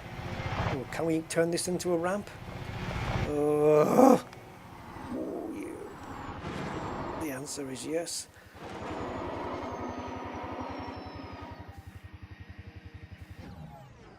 And a little bit of overshooting there, so no problem. Oh boy, this is going to be a tough one. That actually landed smoother than I thought. Suspension sponsored by Citroen. You had winter tires on it. I've never heard of a Toyota Echo. Winter tires make a massive difference. in the snow and the wet. They really do. Your stopping distances are reduced so much. They really do make a big difference. It's not like a gimmicky thing. But I've never, you know, you've got to have another set of wheels, haven't you? Another set of tires. It's a one-off thing. You don't have to. I mean, winter tires, if you only use them in winter, will last for freaking years and years. But yeah, I don't have them. Oh, Yaris? Oh, okay. Yaris I know then. Yeah, if I was going to have a second car, I'd probably be a Toyota. Just because of the reliability, basically. Don't want to have to, you know, but an older Toyota, not a new one, an older one, where the maintenance, if I want to carry out any basic mechanics or maintenance, I can just do it myself. And they're just reliable as hell, you know, so hopefully no mechanic visits or call outs or whatever.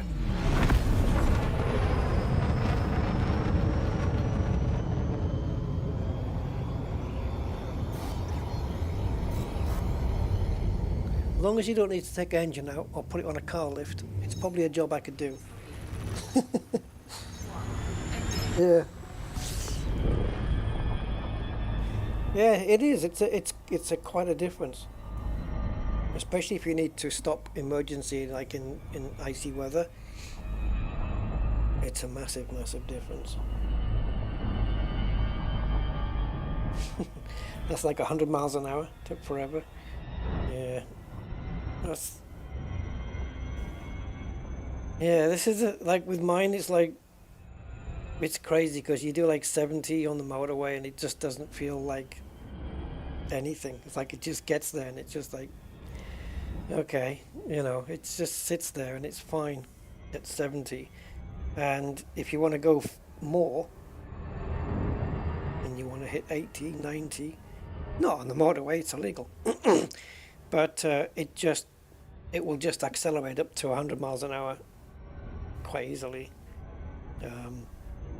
Sometimes you don't even realize. You look down at the dash and it's like, oh, I'm doing this speed or that speed. You know, and it's you wonder how, I don't know, it just feels, it doesn't feel like much.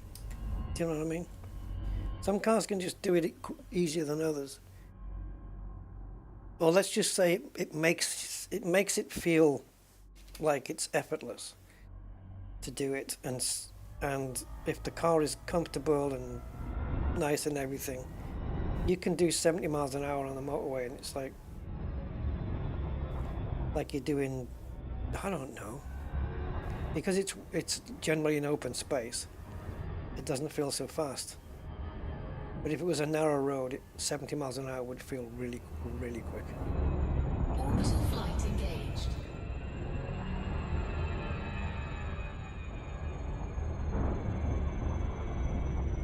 Is it 77? Yeah, I think they allow like, I think it's normally like 5%. I don't know about 10%. Maybe cameras will allow 10% either way. Oh, yeah, so 77 would be 10%. Is it? Oh, it is 10%? Well, there you go then. So in a 30 zone, you can do 33.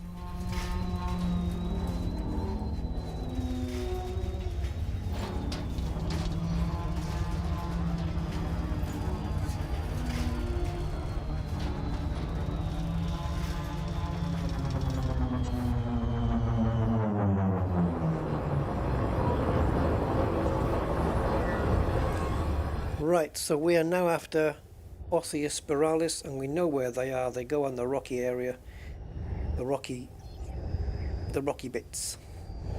So let's go down here and let's see if we can find some.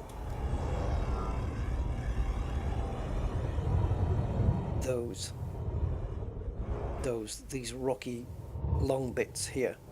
This is where the Osseous grows. I'll be surprised if there isn't one here. Prepare to be surprised then, Rusty.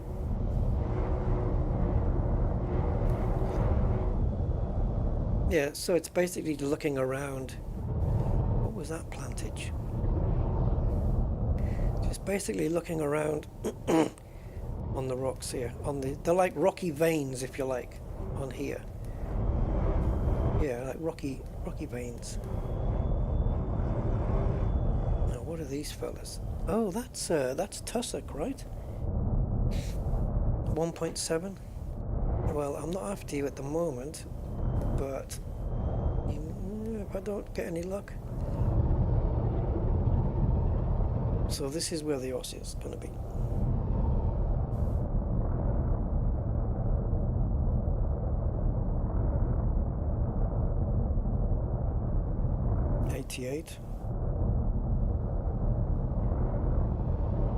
Yeah, I have found myself on the motorways, you know, just casually cruising down, maybe to my sister's house or something, and then I look down at the dash and it's like 85, 88.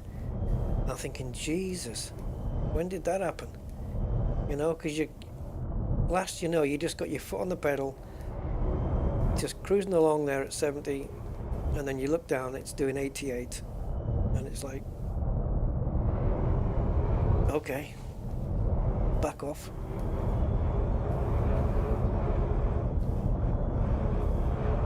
But if I had a little, like, I don't know, a little 1.3 or something like that, 1.2 engine, you'd feel the difference, because you would feel it, because the engine note would be quite different. But I don't know, it's just, I like it though.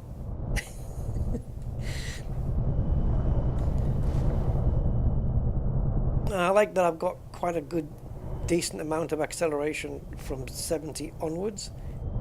That's when it starts to come alive, because it lives in that mid-range rev band between 4 and 6,000. It loves it around there. And if I'm in fifth gear doing 80, I've got 3,000 revs on, so it hasn't even hit its peak rev band thing stuff yet. Right, where's that blue bit? Oh God, I've got throttle on. Why? Oh, let's go here. There we go.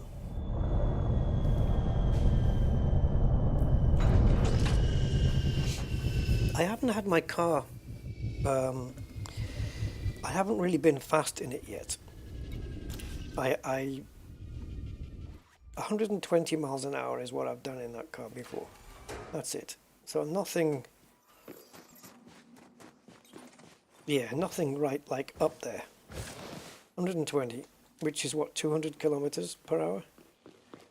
Just a burst. I've not had it beyond that. And certainly wouldn't want to do that on a motorway or a B road or something. That's ridiculous.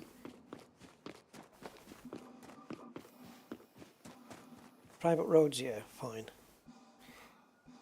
As long as you got permission from the landowner. Yeah. The Toyotas are fine. I don't have any problem with Toyotas. Even the little one, the little Toyota Aygo. It's a little 1 litre car, and it's great. It's great. I've been in it. I had a Toyota Aygo follow me home one day, because we'd just been to buy it. Me and a friend of mine went to buy this Toyota Aygo, and we had walkie-talkies. I was cruising down the motorway, 70, and the Aygo was keeping up with me quite nicely. And I just said, "You okay there doing 70? Yeah, no problem." Yeah. Lovely little car. And economy on that thing is amazing. It's freaking brilliant, the Aygo. There's like 60, 70 miles to the gallon. It's freaking brilliant. I wouldn't want a crashing one though, but I'm sure they're safe. But they're just good. Toyotas are just good cars. Honda the same. They're just so freaking reliable. Nissan is different. Nissan is now owned by Renault, so I'm not so sure about Nissan. But the quality control on Toyotas is just insane.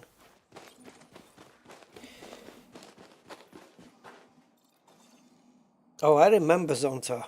Oh yeah, I remember. It was a nightmare. It was a nightmare matching those patterns. It just took so much unnecessary time. But then they dumbed it down to just a scan. I think they should have maybe, I don't know, just done something in between. Maybe just pattern match once and that's it. The idea was there. I think they just implemented it a little bit badly. Oh, the Fibonacci sequence. You can make anything fit the Fibonacci sequence, though, if you put your mind to it, right? Just, yeah, the number that you're looking at is the total of the previous two numbers, right? Yeah.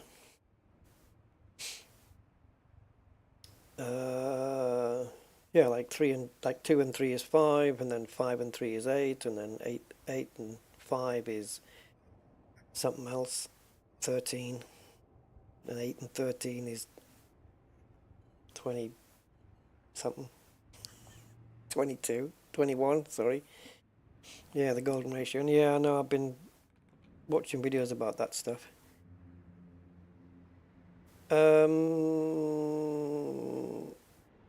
Right, we got one more. We got one more osseous to find. Let's get the distance first. There's plenty of these veiny parts here, so I don't know about these. You see these brown areas here, the dark brown bumpy areas that are all like this? Oh yeah, there they are. Look, there you go. Yeah, so like I was just going to say, anywhere on those browny areas, the rocky bits is where they're going to be. And sure enough, I wasn't 100% sure it was just exclusive to the rocky areas like this, but there were just lines like the veins, and rather than these circular bits, you know what I mean? No, don't worry.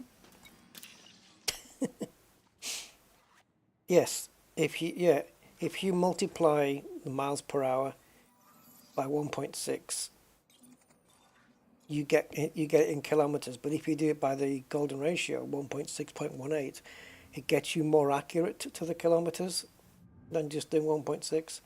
So yes, there is that.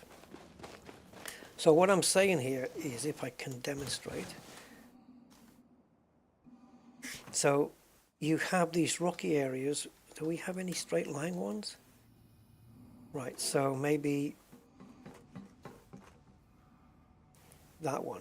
It's just a straight line up and down. I thought maybe they only appear there and not in these big, more massive ones. Like here you've got like a circular pattern which leads over there, comes down here, another circular pattern there.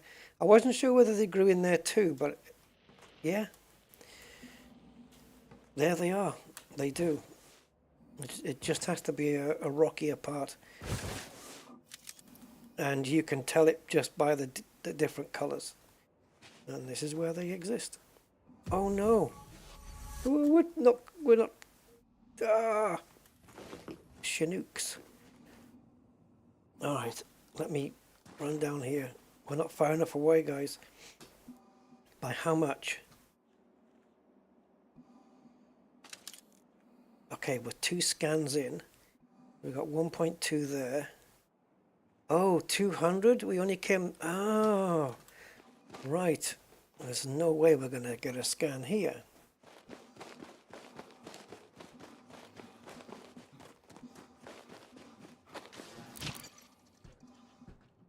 Yeah, it's just nice natural mathematics, so to speak. It's good. Mathematics in nature.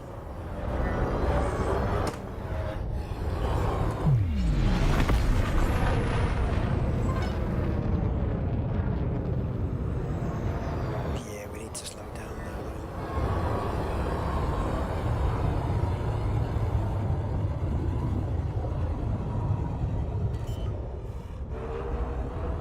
hopefully then.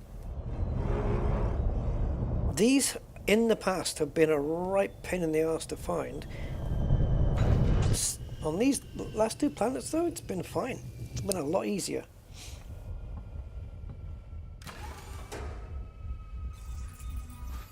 Now we can get tussock here at the same time, and I've also seen some tussock in the distance as well. And then we'll leave here because this will be all I want to scan from here. Didn't even plan on getting the tussock either, but now that it's here. Actually no, I came here for the cactoida, didn't I? Yeah. But okay, we've got the tussock. Now this should be tussock cultro.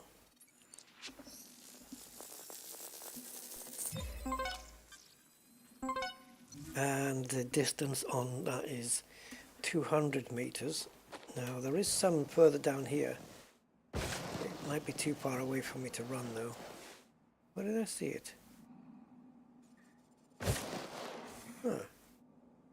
Where's my ship facing? I'm sure it was just off to the left of the ship.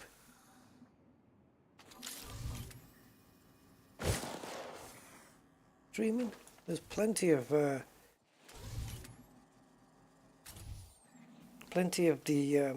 osseous around.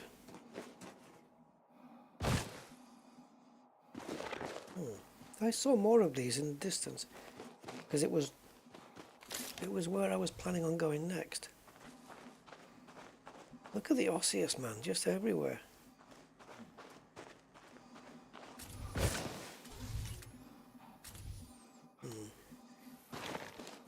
Alright, let's get the SRV. Just be easier from here. Look at all the paint off, man. Come on, we've got to paint it. We've got to paint it when we get back to Colonia, surely. It's going to be like a toy cars that kids play with, and it's had like years of usage, and it's got hardly any paint left on it. That's what it looks like.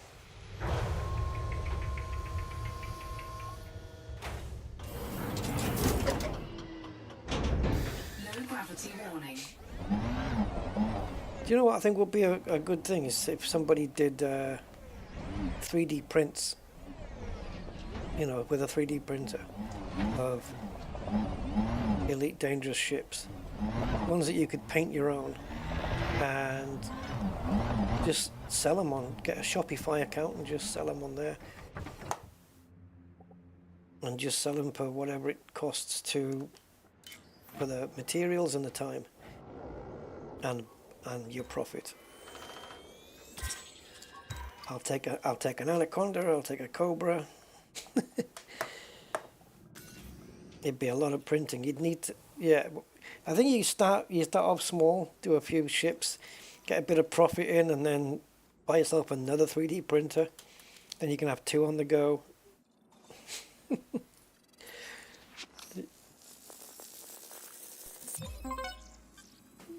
I don't know. But can you get STL files of all the Elite Dangerous ships? And then people, you know, you buy them and then you paint them. You can paint them yourself. Be cool. I do have one here. I have an anaconda. Somebody 3D printed one out for me and sent it to me. And they painted it as well.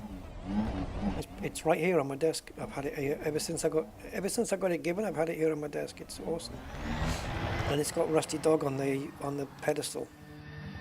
All 3D printed. Really, really nice. There we go. I can probably just take a quick photo with my phone and show you guys.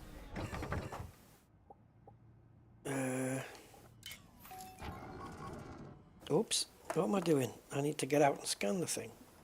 You guys want to see my anaconda? Bragging. No, it's not a euphemism. Not that kind of snake. There we go. Now we got tussock. So we landed here for the cactoida. And we ended up getting Osseous and Tussock instead. Hold on, let me get my Anaconda, my 3D printed Anaconda. It's on a stand. Oh, here we go. And it says Rusty Dog on it. Let me just clear a space here.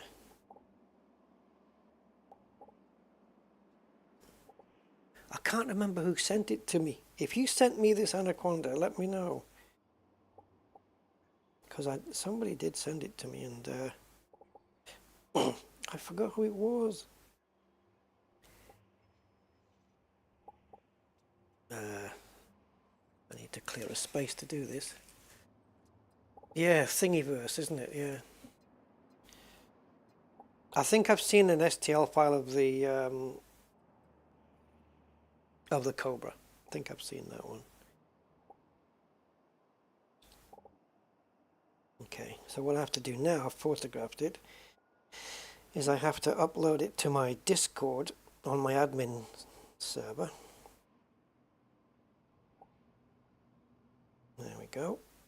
And then I go to Discord, or DAC one of the two chords, and right click and do save image, desktop, and we'll just call it Annie. And then I go to OBS, go to image, and load up Annie. There you go.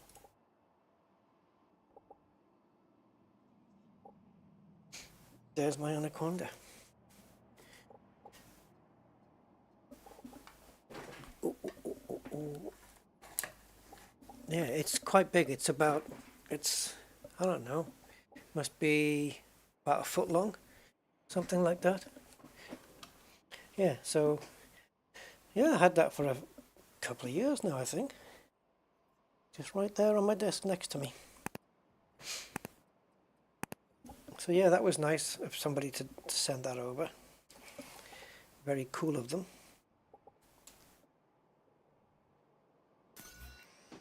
But it's still here. It's in pride of place right next to me. Well, it's on the table on the side of me. Oh, we did do it. Right. Losing my place. All right. Cactoido. Now, I don't even know which ones are going to be here. It could be... Well, last time it was Lapis, wasn't it? Was it? Yes, I think it was. Was it? Yeah, Cactoida Lapis, which looks like that. The mushy peas.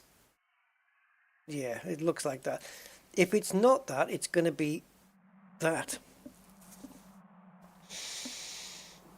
They're both valued the same, 2.48. So we're looking for that. They were easy to spot on the last planet, but I haven't seen any so far. So let's get back to the ship and see if we can find any. This is the Cactoida mapping area, isn't it? Is it? No, this is the Osseous mapping area. Yes. There you go. Rusty solved the puzzle.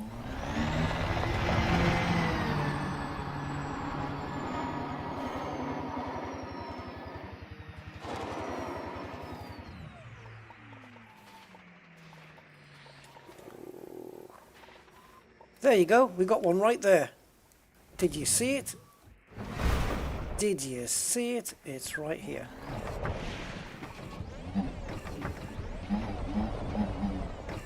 So they exist here. But...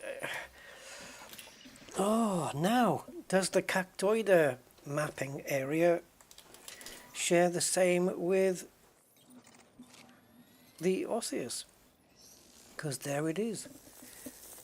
300-meter distance for these. Oh, you see, now you've got me curious. If one can grow here, then so can another one.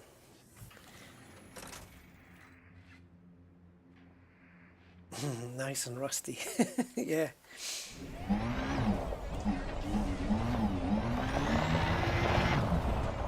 Okay, well, I don't mind spending a couple of minutes to try and find a second one. And if we do, then the third one should be hopefully easy to find as well. Is that another one? Is that another one? Is that another one? Is it? Is it? Did we scan the last one from here?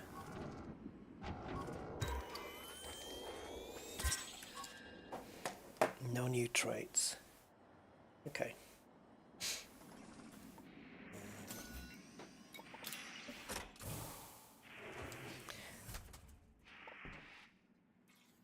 Oh, come on.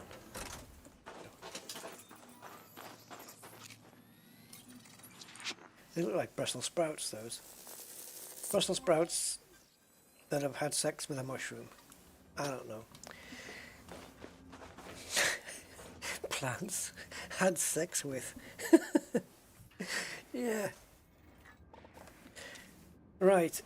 Let's. If we can do one more, then I'm happy and we can leave this planet and the system. I'm not going to do a third planet like this. I should. But if Frutexa doesn't exist, like it hasn't on the other two, we know that the Frutexa Flammasis doesn't exist. Well, we'll probe it anyway. We'll take a look and see what's there. But I'm not making any guarantees about going down to scan anything, unless that 7.7 million thing is there. And Concha Renibus can be there as well. That's 4.5 million. If those two are down there, yeah, we'll go down and have a look. Why not? Other than that, though. Right, so we just need another Cactoida, and we can leave this planet for good.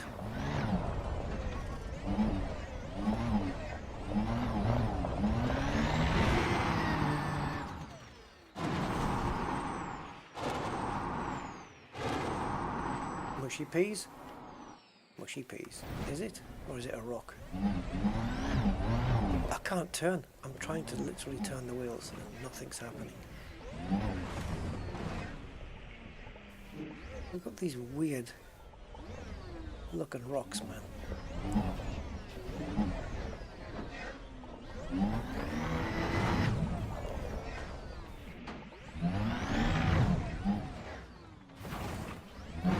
So one more Cactoida.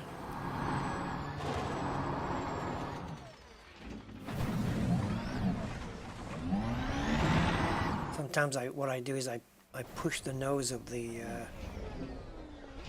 SRV down to try and keep the front wheels pinned to the ground somehow.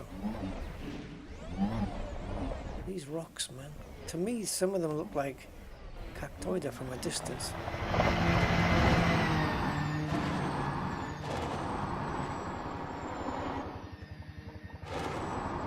Come on, you're not going to let me find this last one? When we found two so easily?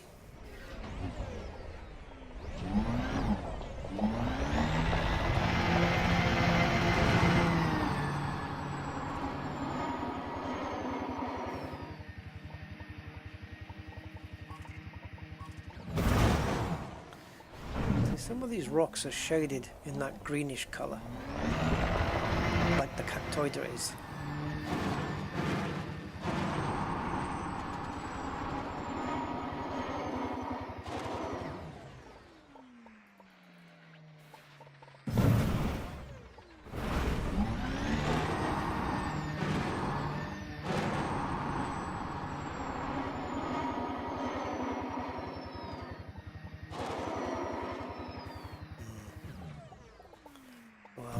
Like we're gonna have to use the ship to find one. I wasn't even aware I was on the correct map, but it might exist in the same place. Well, it does. We've just found two of them. Oops.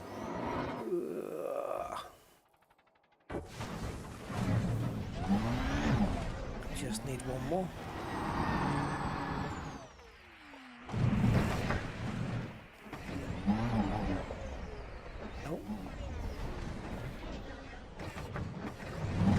Rocks.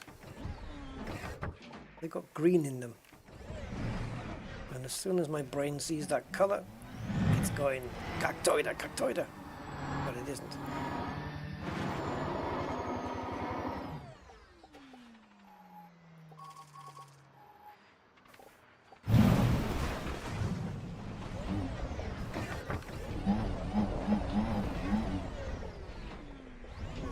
Ah, damn you.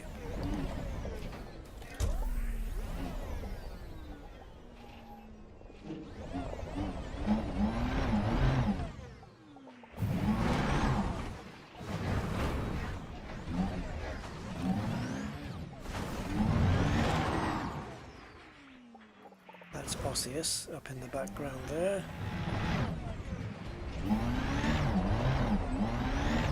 I don't know. I'll have to get the ship, I think. It covers more ground quicker, that's all.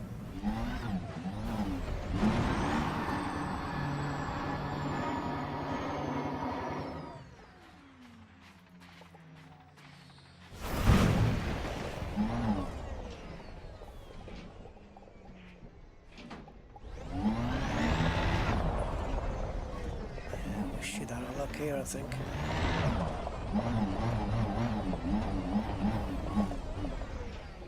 Yep. Okay, ship it is.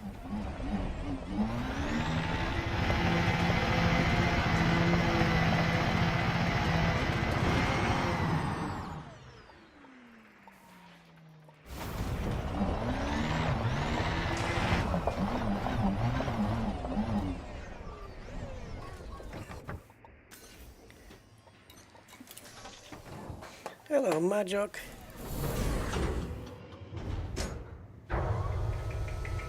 Star Trek? Oh, it depends on the technology, which technology it is. We haven't even got the communicators done yet. I want the holodeck though.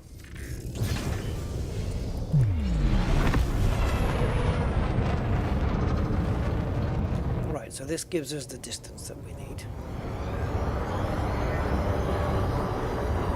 Now if I don't find anything very soon, I'm going to go up and make sure that we're on the right map. Because I know this isn't the cactoida map, like specifically.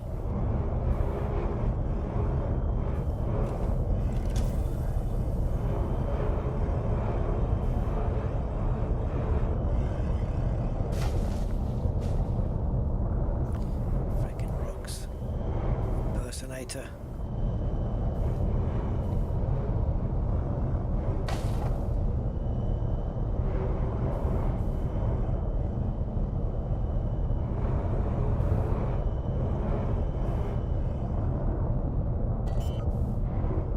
Better not be an impersonator. You better be real, the genuine article.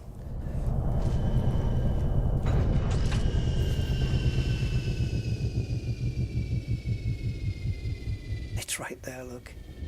Pity I couldn't have got it on the Zorgen Peterson logo.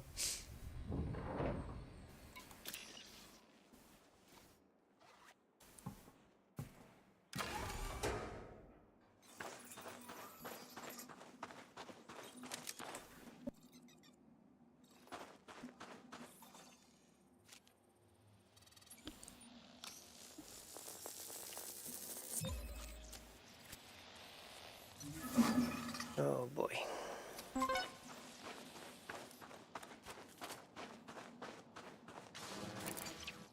We're done here. Oh, nice. I've got an XGS in my garage. Majok. Nice. All gorgeous cars. I love them. I love the XGS. I've just watched a YouTube channel where somebody saved one in real life. It was a V12, 5.3 litre V12. Right, let's go and have a look and probe 6E just to see what's there.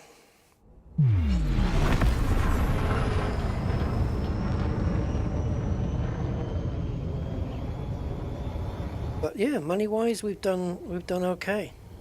The only thing I didn't scan on that planet we're leaving now is bacteria.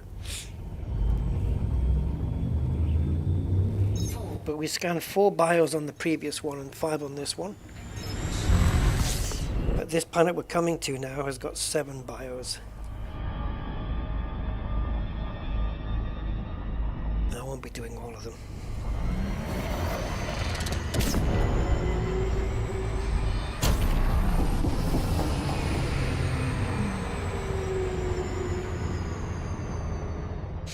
Oh, wide rings, remember?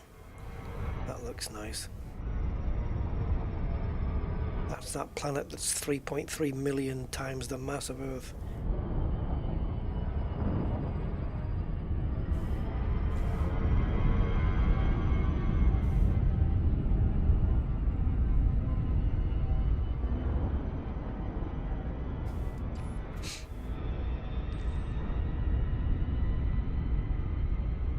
Ah, where's me thing? Me screenshot program's not running because I rebooted my computer. Yeah, I uninstalled my antivirus. I'm using Windows Defender now. It was stopping that Rainbow Six thing running and installing from Steam. That was the culprit.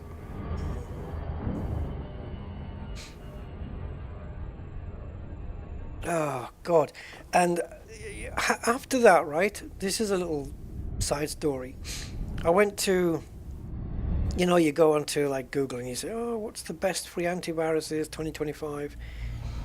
And it said editor's choice #1, blah blah blah. It's all BS, man. Total AV. Ooh, okay, free antivirus.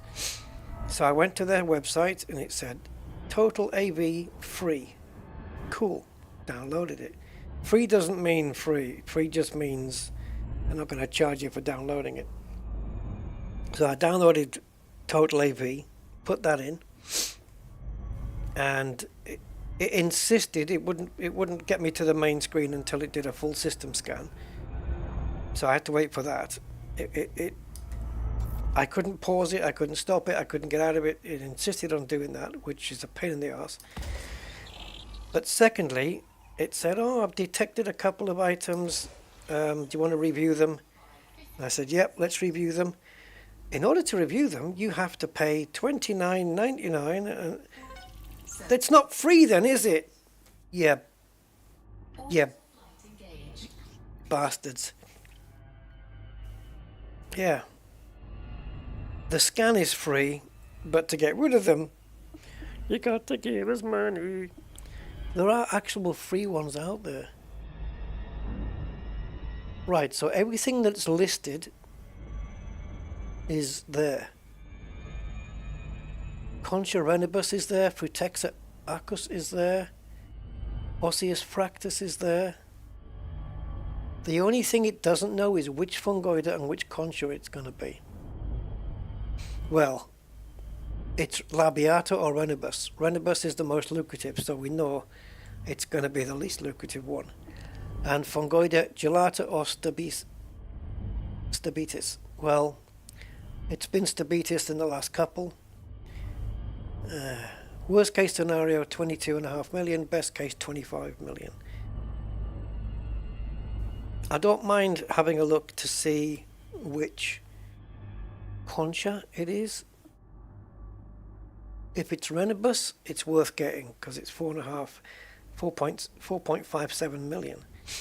Oh, right. So it does grow. We've got a little speck there. And what's the distance on this? 150 meters. Fair enough. Right, okay. This is going to be a freaking thing, isn't it?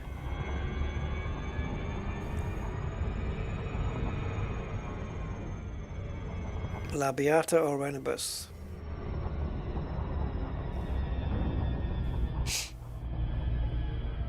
Bitdefender's really good though. It's usually been Bitdefender and Kaspersky, but I don't think Kaspersky is trusted anymore.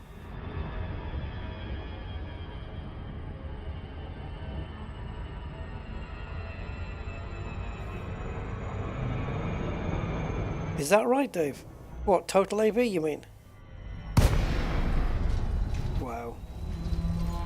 Oh, Norton's no good. Yeah, Norton's just... back in its day, and I'm talking like a long time ago, back in its day, Norton was really good. Now, today, nah, it's bloated garbage now. It's been left behind, others have caught up and surpassed it. Even ESET was good, ESET, or Nod 32 as they called it back then. But yeah, Bitdefender's really, it's pretty good. It's one I've trusted for a long time. But sometimes it just gets in the way. And I don't know why it took exception to my Rainbow Six file, but I'm guessing it's because of something it put into quarantine and there was a rule set up. I don't know, I didn't really look.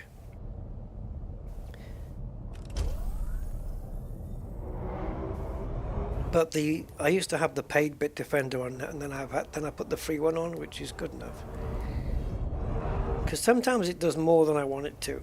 You know, I don't need. There's a lot of bells and whistles on some of these that I just don't need.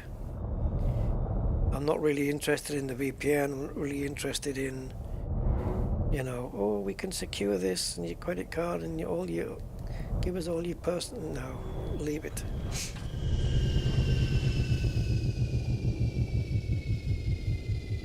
Norton was okay way back. I'm talking a long time ago though. When it was Norton and you had Sophos, which is still going strong. Sophos is still actually pretty good. No, what was the other one that competed with Norton back then? I don't even think they're in business anymore.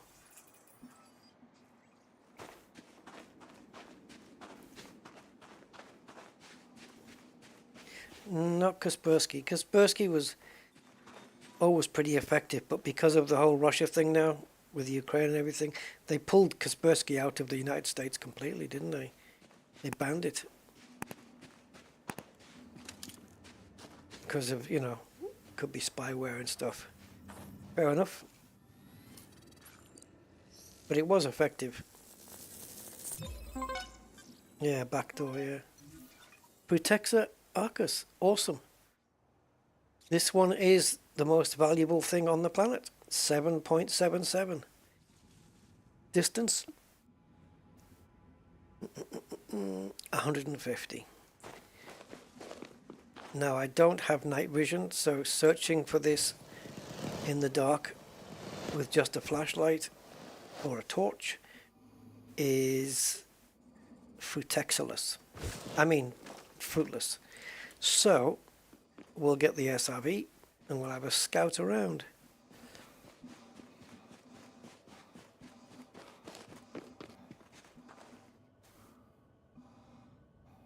ABG. Yeah, that's again. And then you've got a Vast, which does a free one as well.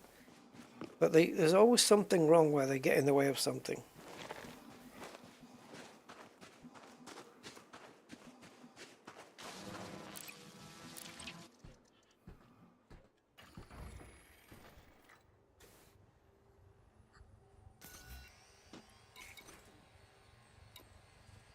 So I think for now I'll just stick with Windows Defender.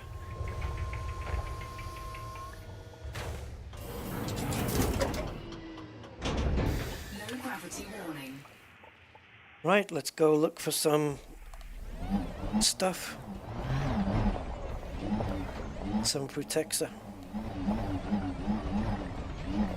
which looks like that.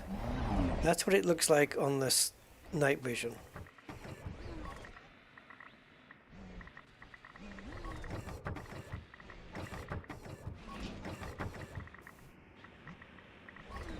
Come on, you swine.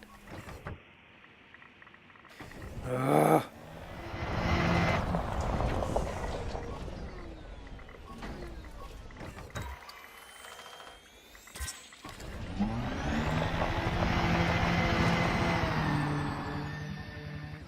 Hello.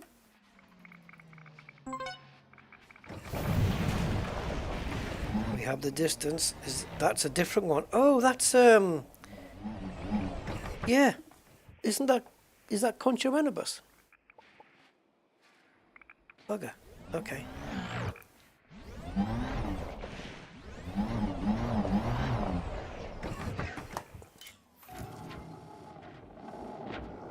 We can do this with it. Concharanibus confirmed. Very nice, very nice. So it's the most lucrative, 4.57 million, this one. The second most lucrative one on the planet. But we need to get the first one finished. And what the hell is all this lot? What? Oh, this is Fungoida gelata. 3.3 million. Oh, I can't move my ship now. I need it as a waypoint. I need to get the other two Pt6s within range here. Oof. Oh, come on, buddy.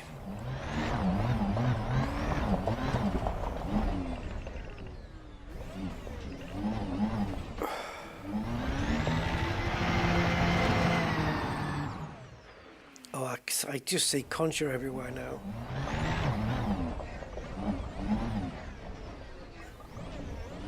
What I can do is switch my scan to Concha, because I know that the tussock, no, not the tussock, the Pt6 is right in front of the ship,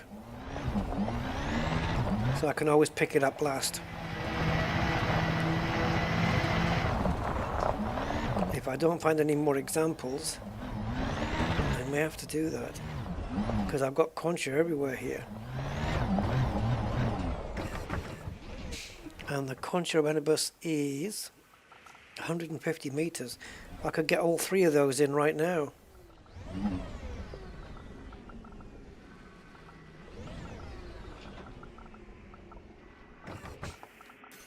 Wait here.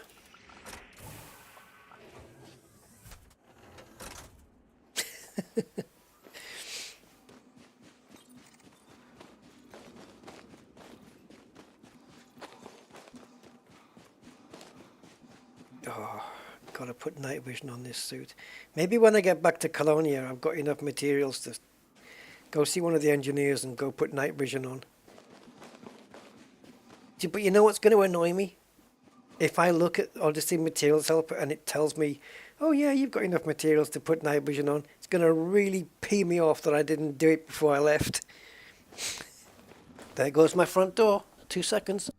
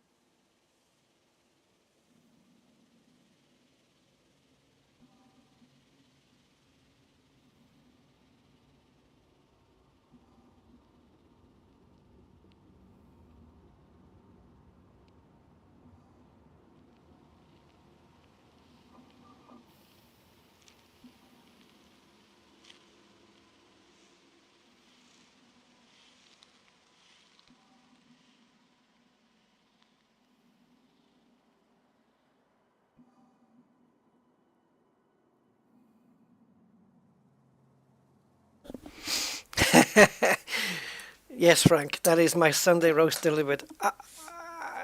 I'm going to end the stream, guys. I want to go and eat it because it's hot right now. I don't want to have to warm it up later.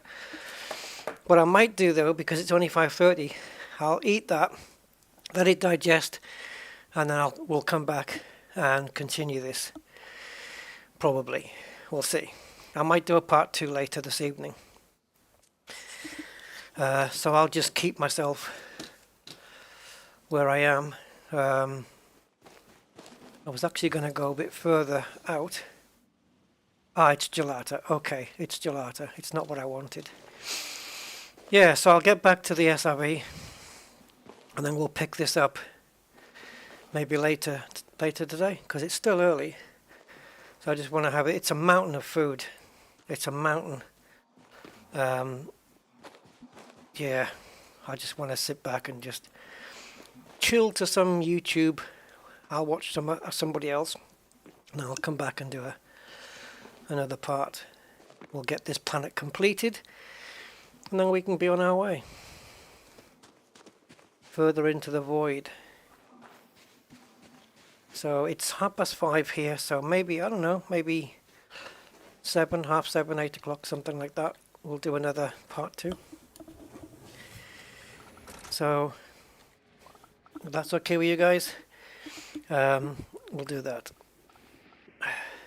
So yeah, not 100% guaranteed because I'll do another one today, but if it's not today, I'll try and do it tomorrow then. Got a meeting tomorrow, and I want to book a doctor's appointment tomorrow as well, because yeah, things are not going well inside me, so I have to get that sorted if it's sortable. So I will see you guys on the next one. Until then, maybe later today. I'll catch you then. I want to finish this planet off for sure, so yeah, maybe a bit later.